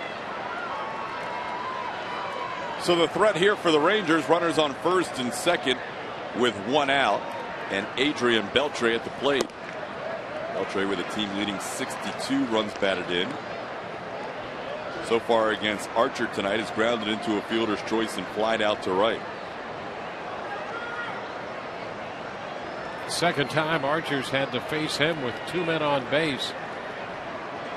The fielder's choice came in the 1st inning when Archer got out of that unscored upon. As good as the route was and the catch was, the fearlessness was so impressive last night. Desmond knew he was going to hit that wall and hit it hard.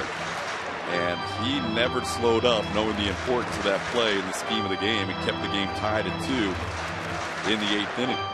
Unfortunately for the Rays, they would not score anymore in that game and losing 14, 3-2. But not a bad off night tonight, because the Rays have been busy on this road trip. They will go right into the Tampa Bay area tomorrow night after the game, arriving in the wee early hours of Friday morning, and have a weekend series with the Yankees. Out of play on the right side. It's 1-2 on Adrian Beltre. Joe Madden has already declared this upcoming weekend American Legion weekend for the team, so he is going to have his boys show and go.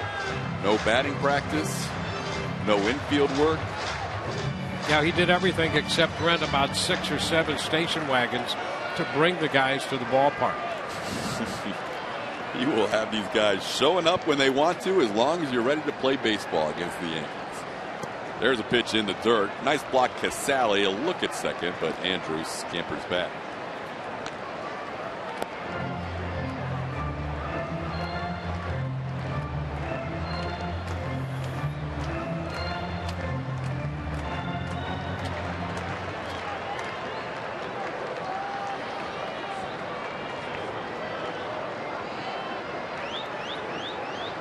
Two of the 4 hits allowed by Archer in this inning on back-to-back singles. Now 2-2 with Adrian Beltre. Misses, full count. Up to 90 pitches now for Chris Archer.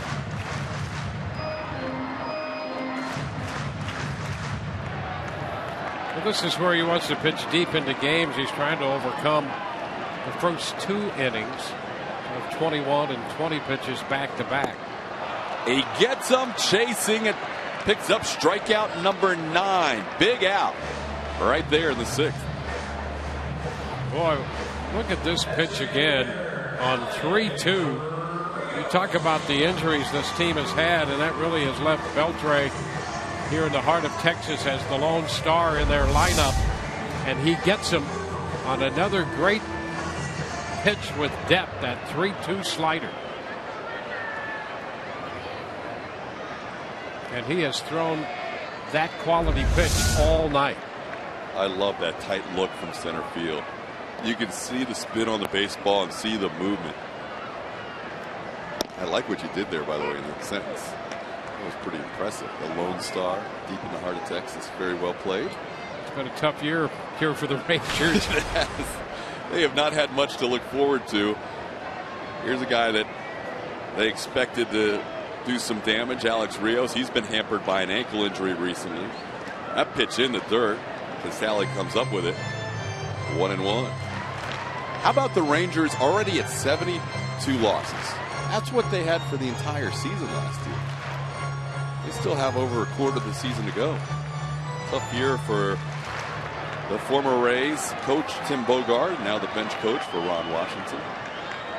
And obviously a tough year for the skipper. A lot of injuries, more than any other team in baseball. That's a fastball strike of the knees, 1-2. 55 players used, 33 pitchers used, 16 rookies. All numbers that nobody anticipated from the Rangers when this season started. You can't anticipate that. These are absurd numbers that they have put up in terms of filling a roster this year. And we may see pitcher number 34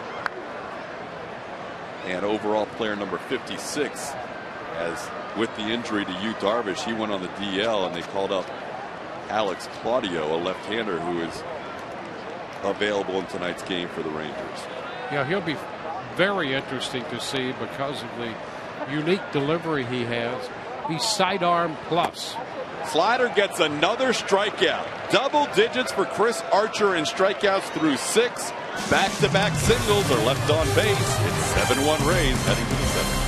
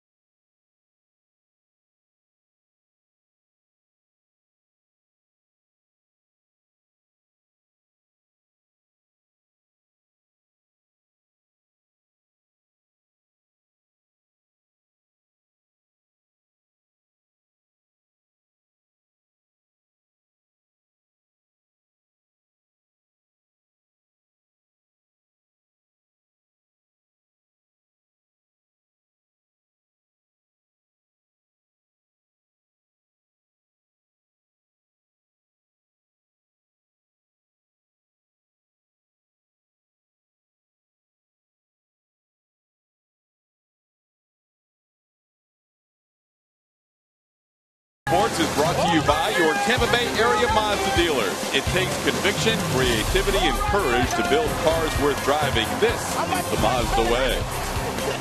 By Just for Men Auto Stop, the foolproof way to get rid of gray. And by Wesley Chapel Toyota and Wesley Chapel Honda, home of the lifetime warranty, I-75 North, exit 279. Gentlemen, very excited. Getting ready for the toppings of onions and burgers and all kinds of good stuff going on here at Globe Life Park in Arlington, Texas. Rangers and the Rays, game 3 of this 4-game series. Yeah, there's a man serious about his job. There's a certain giddiness about him and his effort there. Kevin Kiermaier, the batter, will lead off the bottom half, the top half of the 7th inning. Ground out and strikeout so far for Kiermaier. Rays have 8 hits. Kiermaier looking for his first hit. Ben Zobrist, the number 2 hitter, looking for his first hit. The other 7 in the lineup all have base hits. James Loney has 2. 3 home runs tonight. Matt Joyce first, Sean Rodriguez second, and Brandon Guyer third. And there you see the box. Yeah, and with all this offense, Michael is still out there. He's wearing it, coming off that extra inning game last night. Ron Washington leaving him out there, and that bullpen has been very quiet. Starting to get a little limbering up out there now, but nothing serious from the Texas bullpen.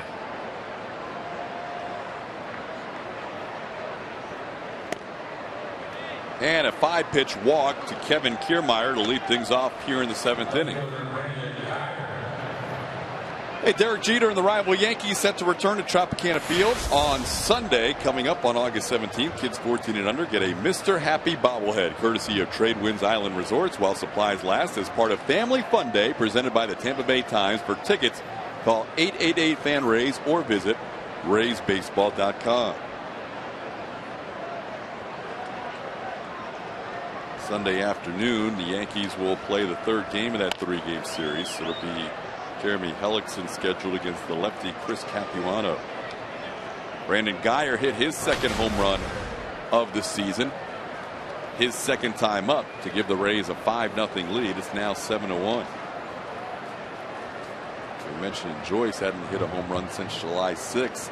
Guyer, his 2nd home run, his first since May 15th when he hit one in Anaheim. In the air, down the line, slicing and right. Chu gives a look, but it's into the crowd. And nice catch by that fan.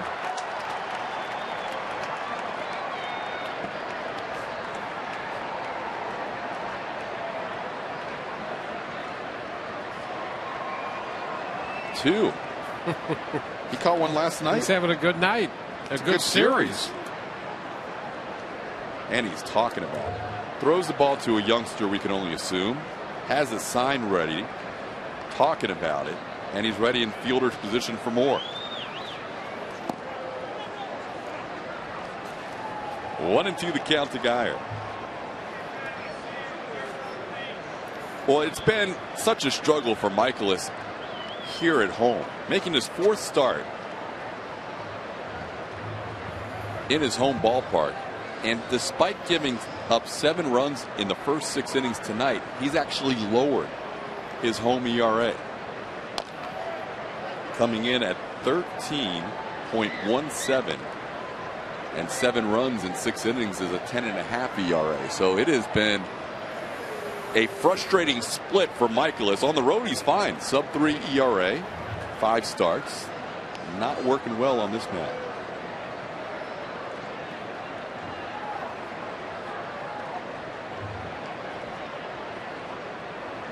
Hits Guyer on the back arm or maybe the hand. Either way, he is on his way to first. Guyer hit by a pitch. The Rays will have runners on first and second. Joe Madden and assistant athletic trainer Mark Vinson will go out and attend to Guyer.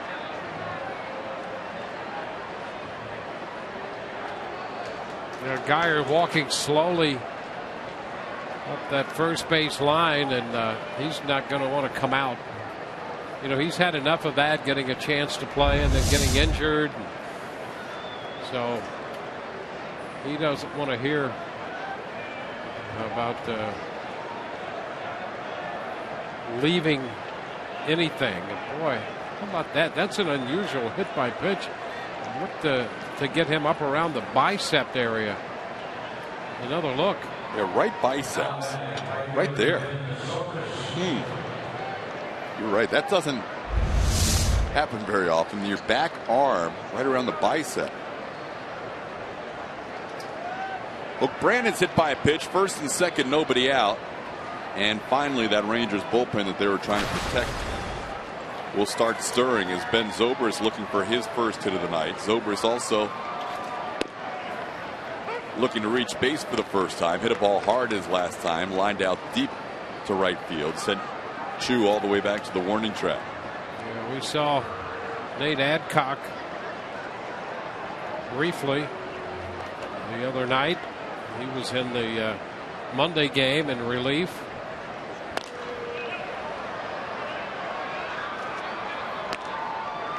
Geyer in limited playing time by comparison to most, 172 at bats. Hit for the 7th time this year. That matches Evan Longoria for the most on the team. He gets up on the plate in the batter's box, and he has been hit 7 different times this year, including here in the 7th.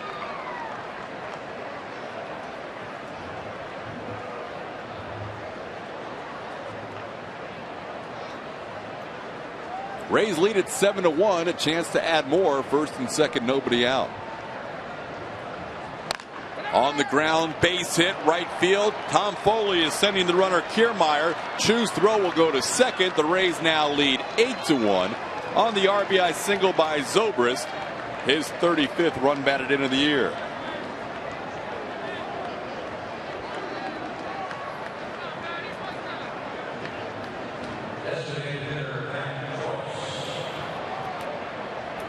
Well, that comes on an 0-2 pitch as the Rays cash in the leadoff walk. A lot of plate for the 0-2. And a bouncer through the right side. Mike Maddox taking some time as he visits the mound. And Adcock continues to loosen in the bullpen.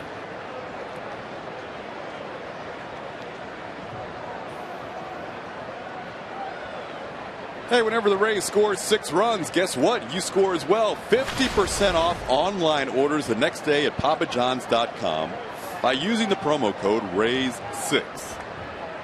Rays have picked up 8 runs tonight, so order online at papajohns.com with the promo code RAYS6.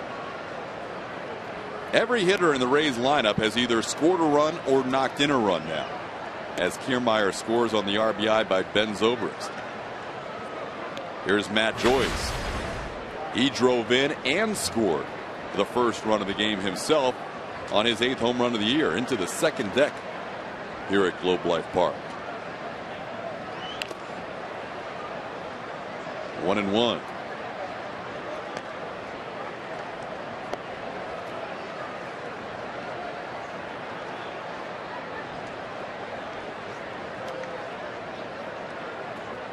Rays been very effective with runners in scoring position, now up to 4 for 6 on the night with that base hit by Ben Zobrist. Here's a ground ball off the glove of Michaelis, and everybody's going to be saved. Could have been a double play. Instead, a run scores. Joyce lives at first, Zobrist to second. The Rays lead it 9-1.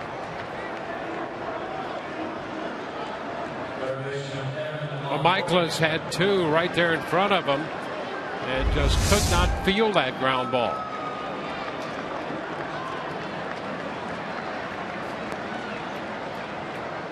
And no place to go after it bounced away from him. Well, that was right back to him. And that's going to be it. Ron Washington out to make the pitching change.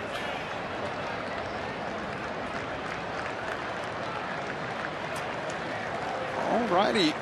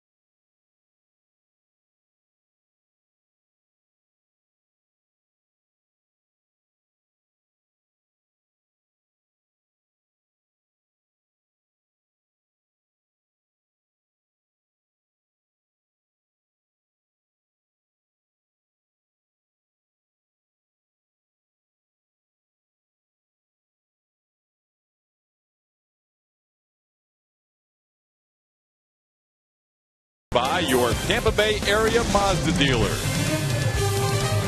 Seventh inning continues in Arlington, Texas. The Rays lead it 9-1. And Miles Michaelis' night has come to an end, and it continues to be difficult for him here at home as he has given up 9 to this point. He's responsible for 2 more on base, the last one via his own error.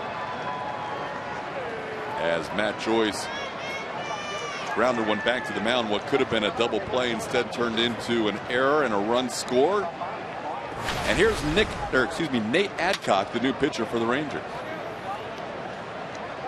He pitched 2 innings the other night.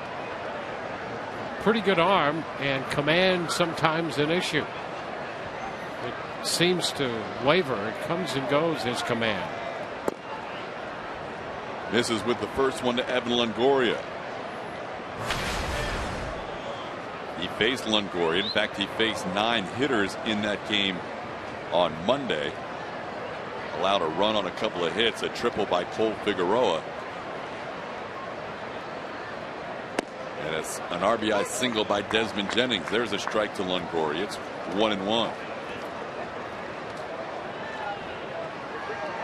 Adcock in place of Miles Michaelis. Rays lead at 9-1. Chris Archer in firm command of this one. Through 6 innings, Archer has gone 96 pitches. There's a swing and a miss. A couple pretty good sliders here in this at bat. And Longoria's down in the count.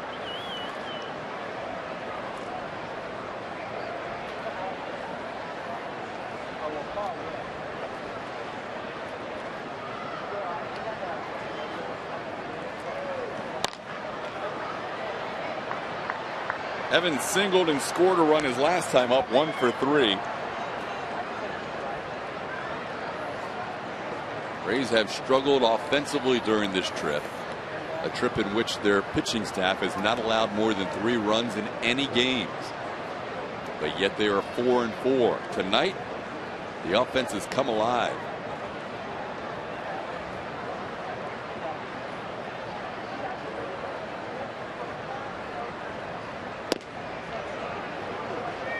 Count evens at 2-2.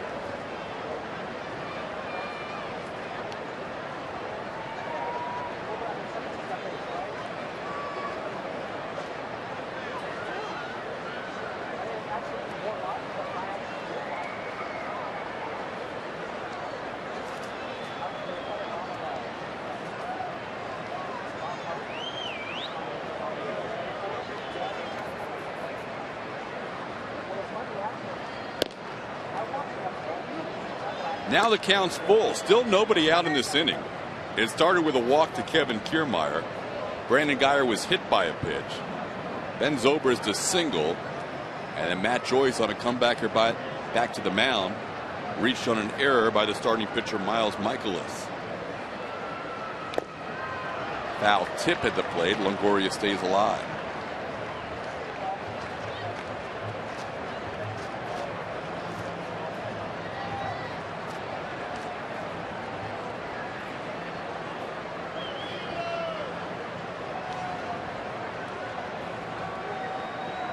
Evans saying during this series that he continues to try and find it, working as hard as ever. Just hasn't happened for him this year. And he's as frustrated as anybody. There's a ball slowly towards third. Beltre steps on the bag across the diamond, scoop in time, double play. Nicely done by the corners of the Rangers infield, Beltre and Carp. Boy, we've seen a number of outstanding defensive plays by the Gold Glove third baseman of the Texas Rangers. And there was another one to get a double play. That off-balance throw, he has that down, and a nice scoop on the other side. So that's at least 3 outstanding plays by Beltre.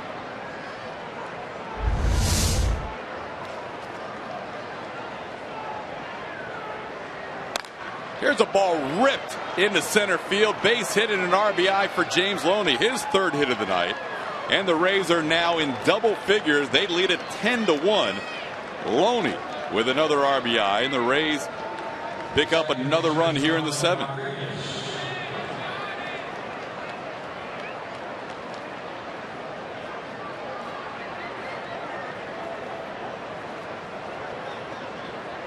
James Loney now with 52 runs batted in, make that 53 runs batted in on the year, has 2 tonight.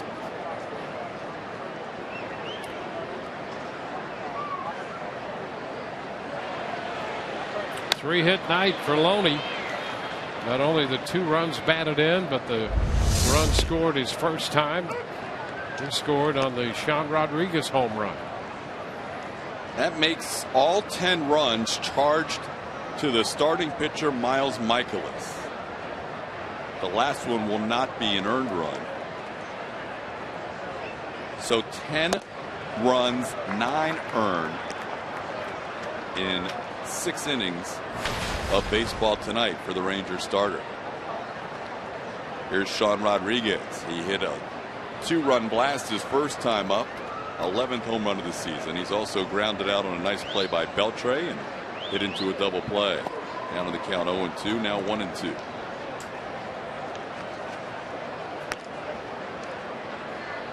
He's now pitched 19 2/3 innings at home and allowed 32 runs. Oh my goodness. 29 earned. 32 runs in 4 starts at home.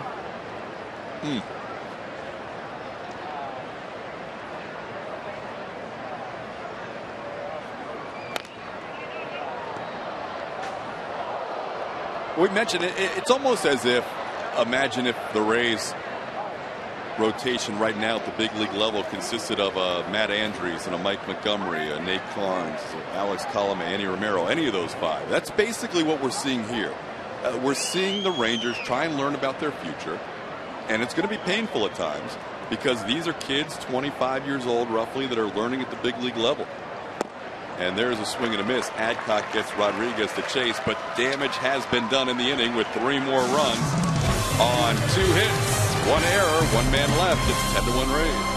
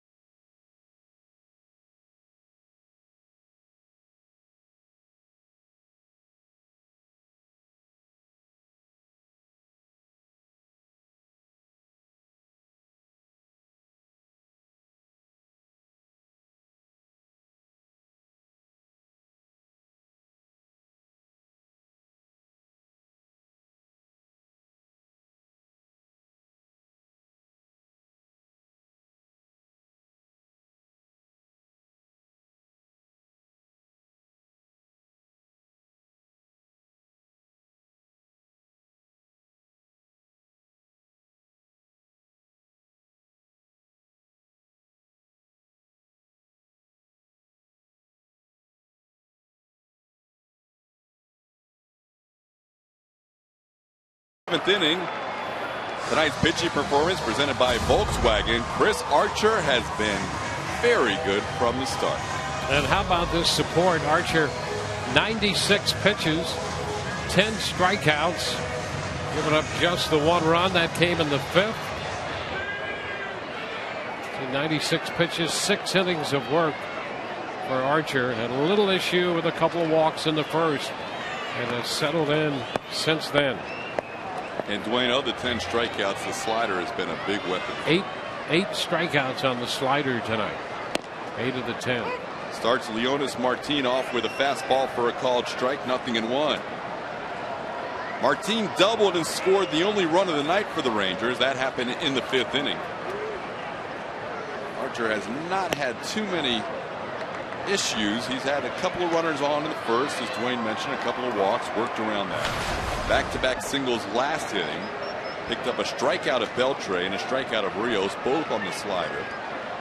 And the 1 inning Texas scored was a 5th inning double, followed by a single by Robinson Chirinos. There's a fastball way upstairs. And it's 1-2. Joe would love to see Archer get through the 7th. Joe Madden, that is. Give his bullpen as much of a breather as possible and only need 6 outs from them tonight.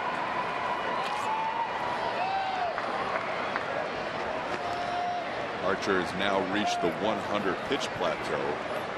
His high this season. Joe let him go 119 in the game against the Red Sox on May 23rd. Other than that, his high water mark was 2 starts ago against the Angels, 109. So he rarely goes above 110, but I think tonight there's a longer leash. There's a fastball, swing and a miss, strike 3, 11 Ks for Chris Archer. You know, that matches the total he had against Boston when he made those 119 pitches on May the 23rd, and matching the 11 strikeouts he had against Texas in September of 2012. That came in 7 innings, and he gave up 4 hits in that one. And now 11 strikeouts in a game for the 3rd time in his career. First time pitching in Arlington, and he has been on point tonight as he starts Robinson Chirino off with a fastball strike, 0-1.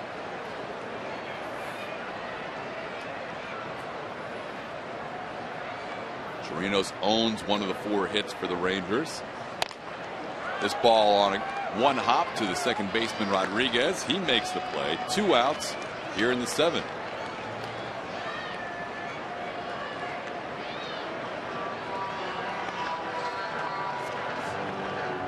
That game against the Rangers that Dwayne referenced, September 8, 2012, was facing Yu Darvish. The Rays were expecting to see Yu Darvish tomorrow, but he goes on the disabled list.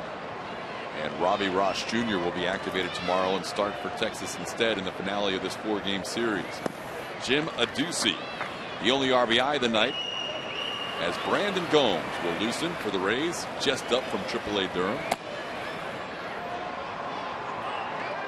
Adduci with a sacrifice fly his last time. He has also been a strikeout victim. 1-1 the count. Archer has struck out everybody in the Rangers lineup with the exception of Elvis Andrus. He's gotten chewed twice, Alex Rios twice, and Leonis Martin twice. And now he's 1 pitch away from getting Adduci twice and setting a new career high for strikeouts in a major league game. He has had 11 3 times, 1 pitch away from a dozen.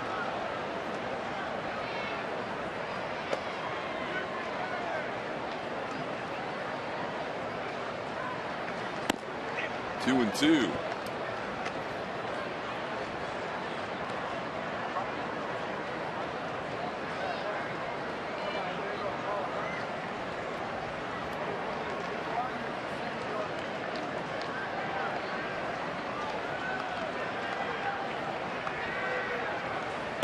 Swing and a miss. There it is. 12th strikeout of the night. A new career mark for Chris Archer, as he is through 7 with the Rays leading 10-1. He gets Adduci swinging at the fastball, and a new major league mark for the young right-hander.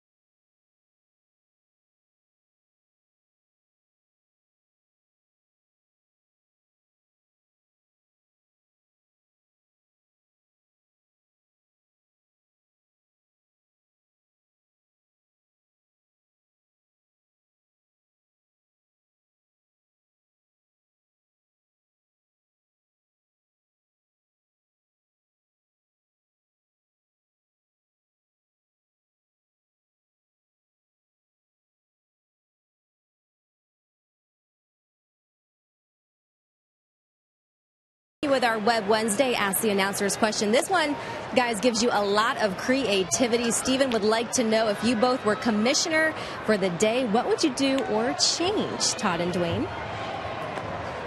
A lot of possibilities there as we begin the 8th inning. Kelly, thank you. It's 10-1 Rays as we head to the 8th to take us the rest of the way. Dwayne, stats. All right, Todd, thank you very much. We're going to have to think about that question for at least a moment or two and maybe compile a list. So a good question, though, as we go to the 8th inning. And Yunel Escobar leads it off against Nate Adcock. Oh, what a night for Chris Archer. And the pitch to Escobar is going to fall into center field. A soft little single. Second hit of the night for Escobar. And the Rays have the leadoff man on. Adam Rosales in the ball game now at third, replacing Beltre.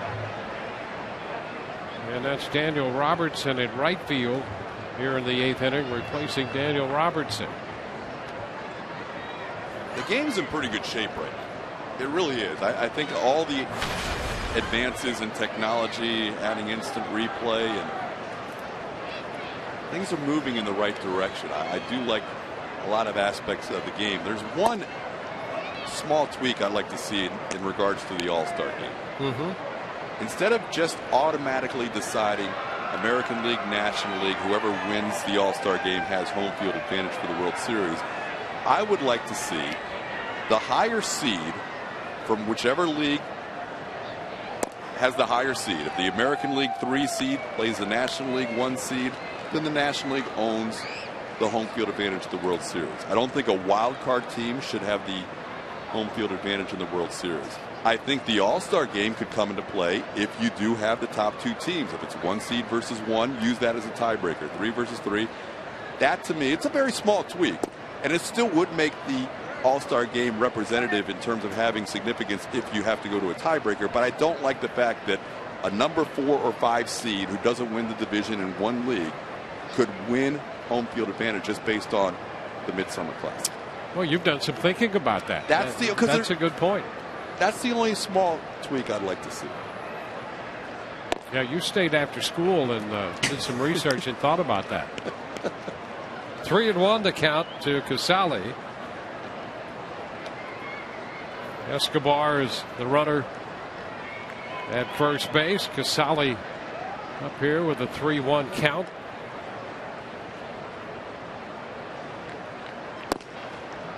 And he draws the walk. We saw both bullpens busy. Gomes just joining the Rays, rejoining the Rays, and he is busy in the bullpen. And Alex Claudio, left-hander, up in the Texas bullpen. As promised earlier, we have the AT&T fan photo of the game. Tweet your photo to hashtag SunSportsFanPhoto for a chance to be shown in an upcoming game broadcast brought to you by AT&T. Ron Washington makes a slow walk to the mound, and we're going to see the left-hander Alex Claudio.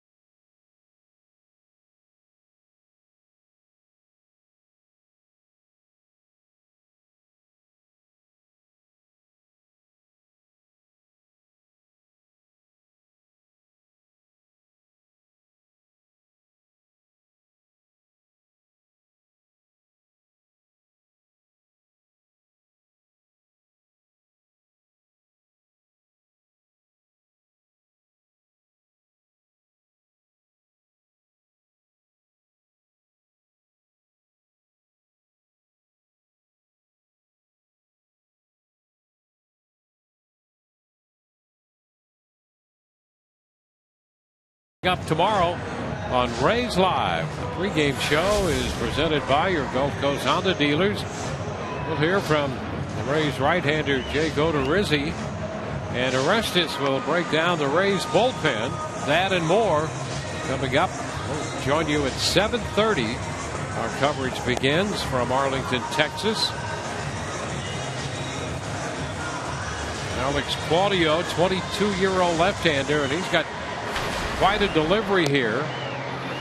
And he has made a tour of the Texas Rangers minor league system, starting at their High A club in Myrtle Beach, then a stop at Double-A Frisco, and most recently at Triple-A Round Rock. And here he is now, just joining the Texas Rangers, and in this game making his debut.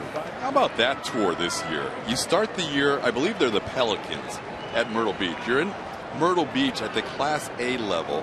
The last thing you're thinking is, I might have a chance to pitch at the big league level in August. And here he is. Kevin Kiermaier steps in to face him with men at first and second, and nobody out. Pitch is a strike. He's got about a mid-80s fastball, and he's got that funky changeup that can be sub-70 at times. Yeah, don't be surprised if it's 66, 68. Breaking ball. 0-2. Well, he'll give the hitters something different to look at until they get used to it, and it's so extraordinary. Might take a while. Too wide with the sweeping curveball. 1-2. You can see a lot of deception there.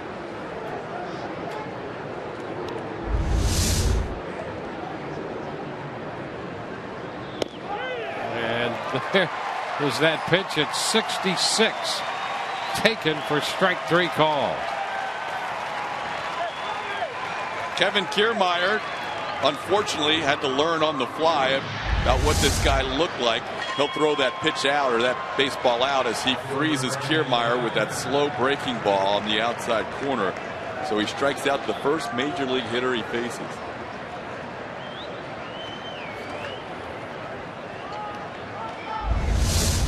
Now the right-handed hitter, Brandon Guyer, in here against Alex Claudio.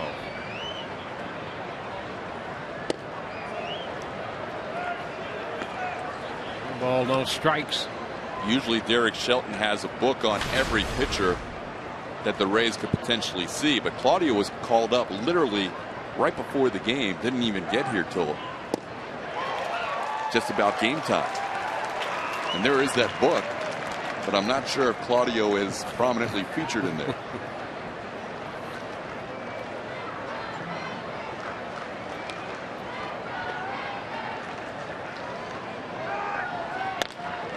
Fly ball back into center. Martin, with a lot of room out there, makes the catch. Escobar tags and easily moves to third. So it'll be first and third here with 2 outs in the 8th inning.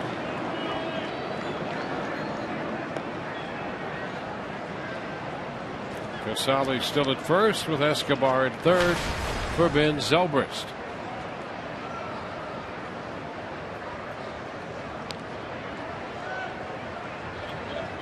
Ben single homer run in the 7th.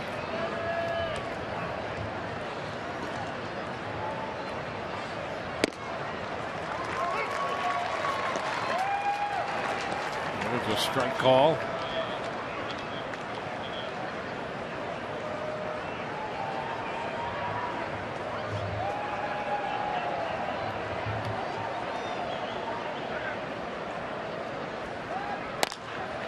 Fly ball the other way, and Robertson in right is there to catch it. So a couple of men on. Claudio comes in and leaves them on. Rays lead 10-1.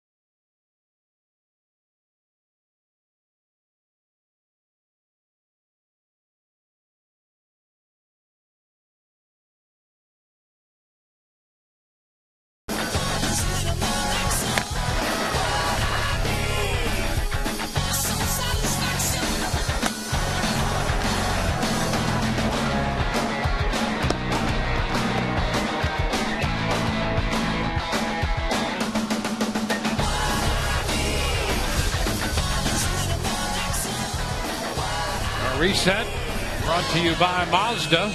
The Rays have built a 10-1 lead, and Chris Archer, a big story tonight, a career high 12 strikeouts, only 2 walks in 7 innings, while the Rays supported him with 10 runs, 11 hits, 3 home runs. Matt Joyce, Sean Rodriguez, and Brandon Guyer.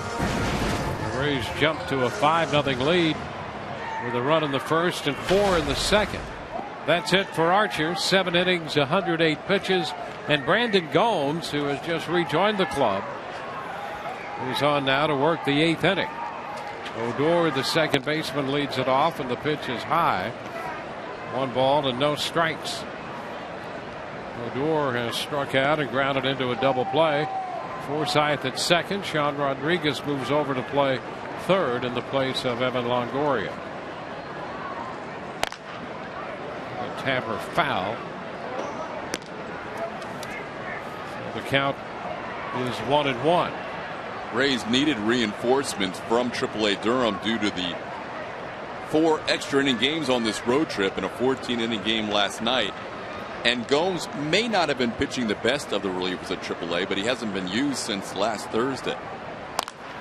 And that, coming off last night's game, a well-rested reliever is exactly what the Rays were looking for. For Brandon, he pitched so well this spring, earning a job on the opening day roster, and he ran into some issues with the home run late in his stay with the Rays before he was sent to AAA Durham, now getting a second opportunity at the big league level.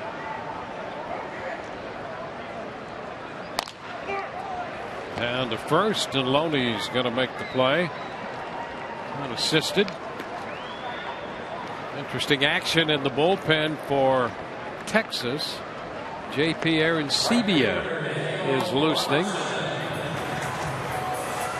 Kind of like that little funky lefty they had out there making his major league debut, Alex Claudio, but I guess they're figuring why waste him when you can go to the designated hitter / first baseman who used to be a catcher and now is a pitcher. Does that make sense? J.P. Arencibia. We get the general drift, though. Daniel Robertson took over last inning in right field for Chu. The pitch is a strike. Chu went 0 for 3.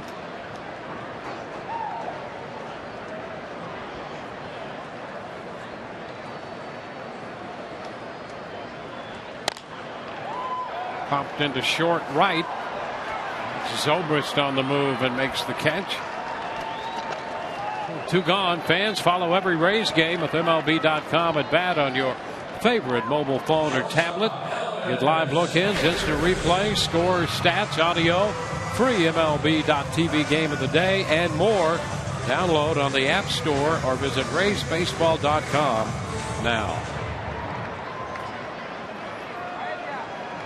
Elvis Andrus.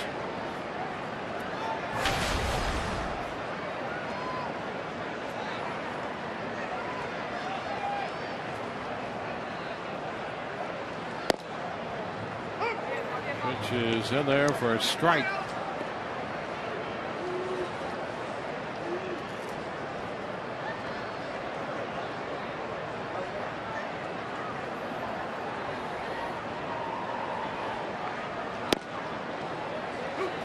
That's a strike. We talked about the 33 pitchers the Rangers had utilized coming into this game, and they've added Claudio to that number. They've used 2 position players already. Chris Jimenez when he was here, and Mitch Moreland. So they might add another one. 35. Wave and a miss, and Andrus is out on strikes. A 1-2-3-8. On to the 9th, 10-1 Tampa Bay.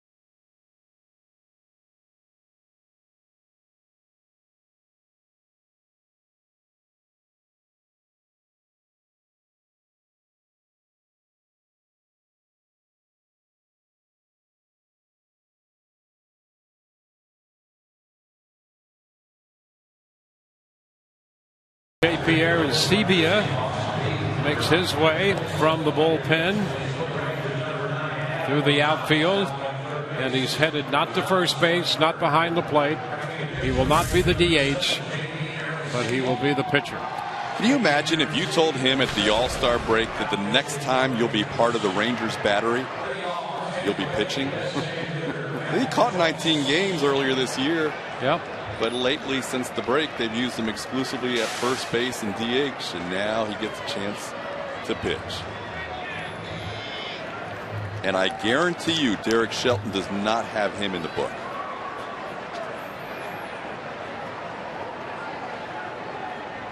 There's the book.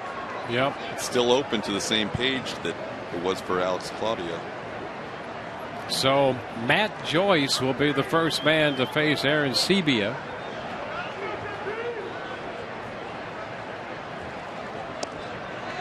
First pitch taken for a strike in there at 73 miles per hour.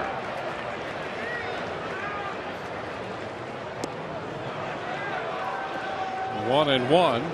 Well, Matt Joyce opened the scoring with a home run back in the first inning off Miles Michaelis. And that pitch called a strike. It's now 1-2.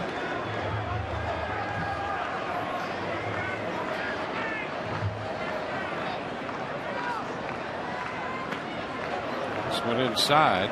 You could see that second pitch called a strike. Got a little grin out of Matt Joyce, who looked back at Marty Foster, a 15-plus year veteran umpire. 3-2. There's Marty Foster. He's done a great job tonight. High fly ball down the right side into foul territory. And Odor, just near the stands, makes the catch. So a foul ball, and Joyce is out with the second baseman Odor making the catch. You know, that's the other thing. Not that it should make any difference, but if you're the plate umpire, you haven't seen this guy either, so you don't know what he has. I'm surprised Chirinos is even giving signs. I would think it's just BP fastballs at this point. Logan Forsythe hits one on the ground, deep shortstop. Andrus with the throw, safe at first base. So Forsythe has an infield hit. Very close play over there. And Logan, who had entered the game at second base with Rodriguez shuttling over to third, has a base hit now. Forsythe. Really good effort by Andrus as he was throwing that while his body was taking him away from the plate. Deep in the hole, jumps in the air, and still gets a lot on this throw. Forsythe able to beat it out.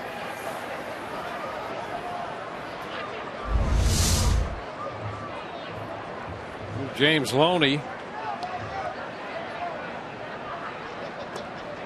Pitch down and in.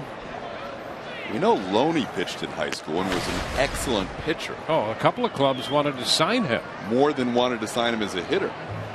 The Dodgers were one of the few that drafted him as a hitter. I'm not sure JP was a big-time pitcher at Westminster Christian. Fly ball right center. That's Martin making the catch. So 2 outs here in the top of the 9th inning. Sean Rodriguez will bat against Aaron Sebia. I know Loney's very jealous. He has asked Joe before, if we ever get in a situation where you need somebody to pitch, please think of me. He threw a bullpen the other day just goofing around.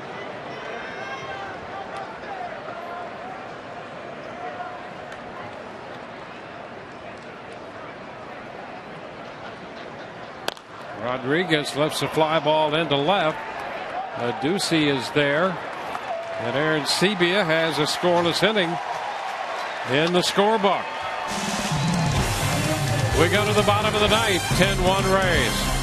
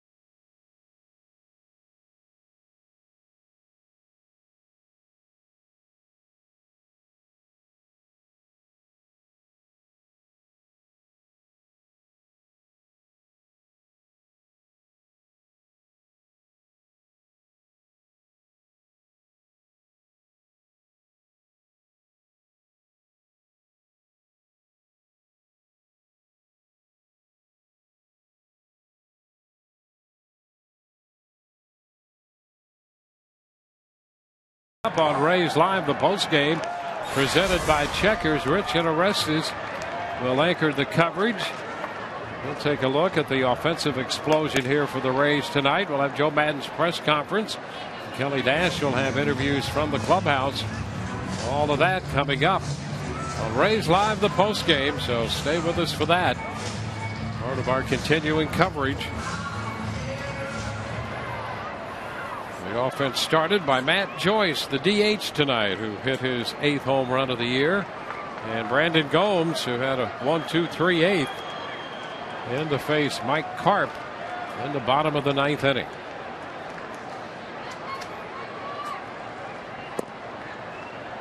Which is low.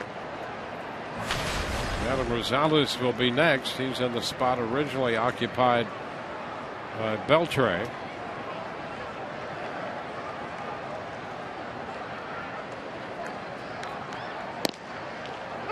There's a strike. You know, the Rays sent 18 men to the plate in 3 innings, 6th, 7th, and 8th against pitchers who are paid to get major league hitters out. And then they send 4 to the plate against JP Arencibia in almost a 1-2-3 9th. An infield hit was all that prevented him from having a perfect inning. Throwing about 72, 74. There he is. It just proves you don't have to throw 95. There's a strike at the knees. And the count 2-2.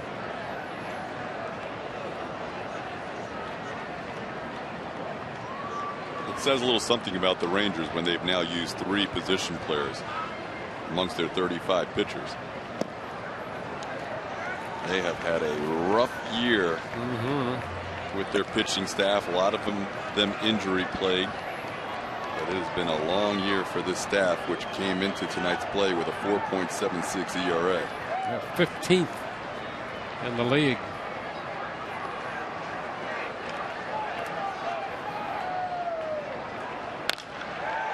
Shot to center field. Kiermaier is going to go all the way to the wall, and that one is gone. Or he caught it. No, he caught that ball just as he got to the wall, made the catch, and then kind of slid down the wall and held on to it. How about that? Kiermaier was trying to gauge where the wall was coming, and he crashes into the wall and runs out of room, but his glove was high enough to make the play. Watch this. Turns back to the wall. He thinks he's going to jump, crashes into it. Ball in the glove. Just like an outlaw.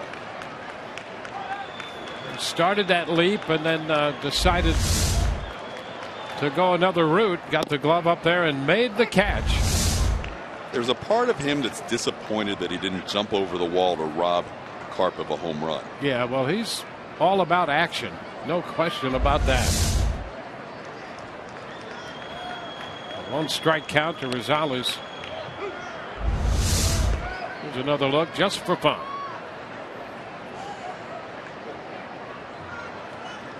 He wanted to jump, didn't have to. That's a nice play.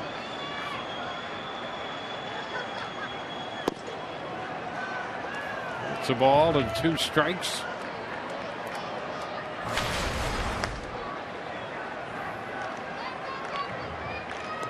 Rosales with his first plate appearance of the night.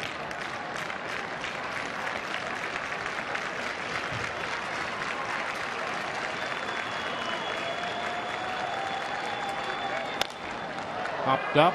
It's going to carry out a play. There's the count to 1-2. If you would have asked Joe Maddon and Jim Hickey before the game, what's your best case scenario tonight? They would say win the game and not use any of the guys we used out of the bullpen last night. That's exactly what has happened. Gomes out here for his 2nd inning.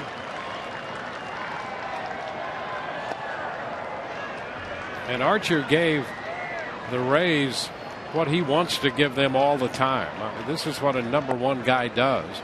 Coming off an extra inning game, a tough loss the night before, and he came out 7 innings, 108 pitches, 12 strikeouts, a career high.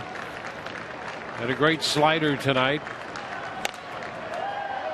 to go with a lot of velocity on that fastball. I mean, he was 95 early and often. We've seen the slider good a number of occasions. I'm not sure if it was any better than tonight. It had incredible depth and had pitches or hitters swinging and missing pitches by a foot. Well, we had 12 strikeouts, 8 coming on sliders, and 10 swinging third strikes. Holmes tried to throw a slider there and missed away.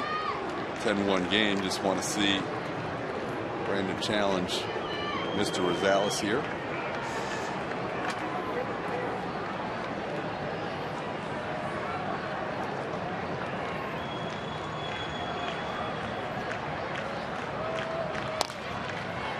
Up the right side, that's going to twist its way and slice back into the stands.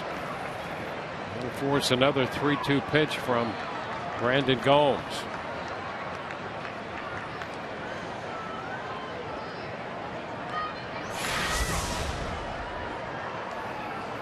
Road trip comes to a close tomorrow. We'll be with you at 7:30 on Sun Sports. Jake Odorizzi gets the start. The pop to the right side. Forsythe out from second base making the call. So 2 gone here in the 9th inning. 2 up, 2 down. And the designated hitter for Texas, Alex Rios, will bat. Rios 0 for 3, a couple of strikeouts. He was victimized by the slider in 2 of those 3 at bats. Well, chance tomorrow to not only win this series, taking 3 out of 4, but a chance for the Rays to have a winning road trip. And going back to the formula at the beginning of the week that was laid out, 7 weeks to go, you can afford 2 losses a week. So you basically have to go through series with only 1 loss, whether it's a 3 out of 4 or 2 out of 3. Fly ball to right. Then ZOBRIST is there, and that will end this one. Big victory for the Rays. 3 up, 3 down for Texas in the bottom of the 9th inning. The Rays win this one 10-1. 10-12-0 with 5 left for the Rays. 1-4-1 with 4 left for Texas. Archer will pick up his 8th win of the year. Chris is now 8-6. Michaelis, the losing pitcher, dropping his record on the season to 1 win and 5 defeats. Took 2 hours and 51 minutes to play this game before 29,870. And the Rays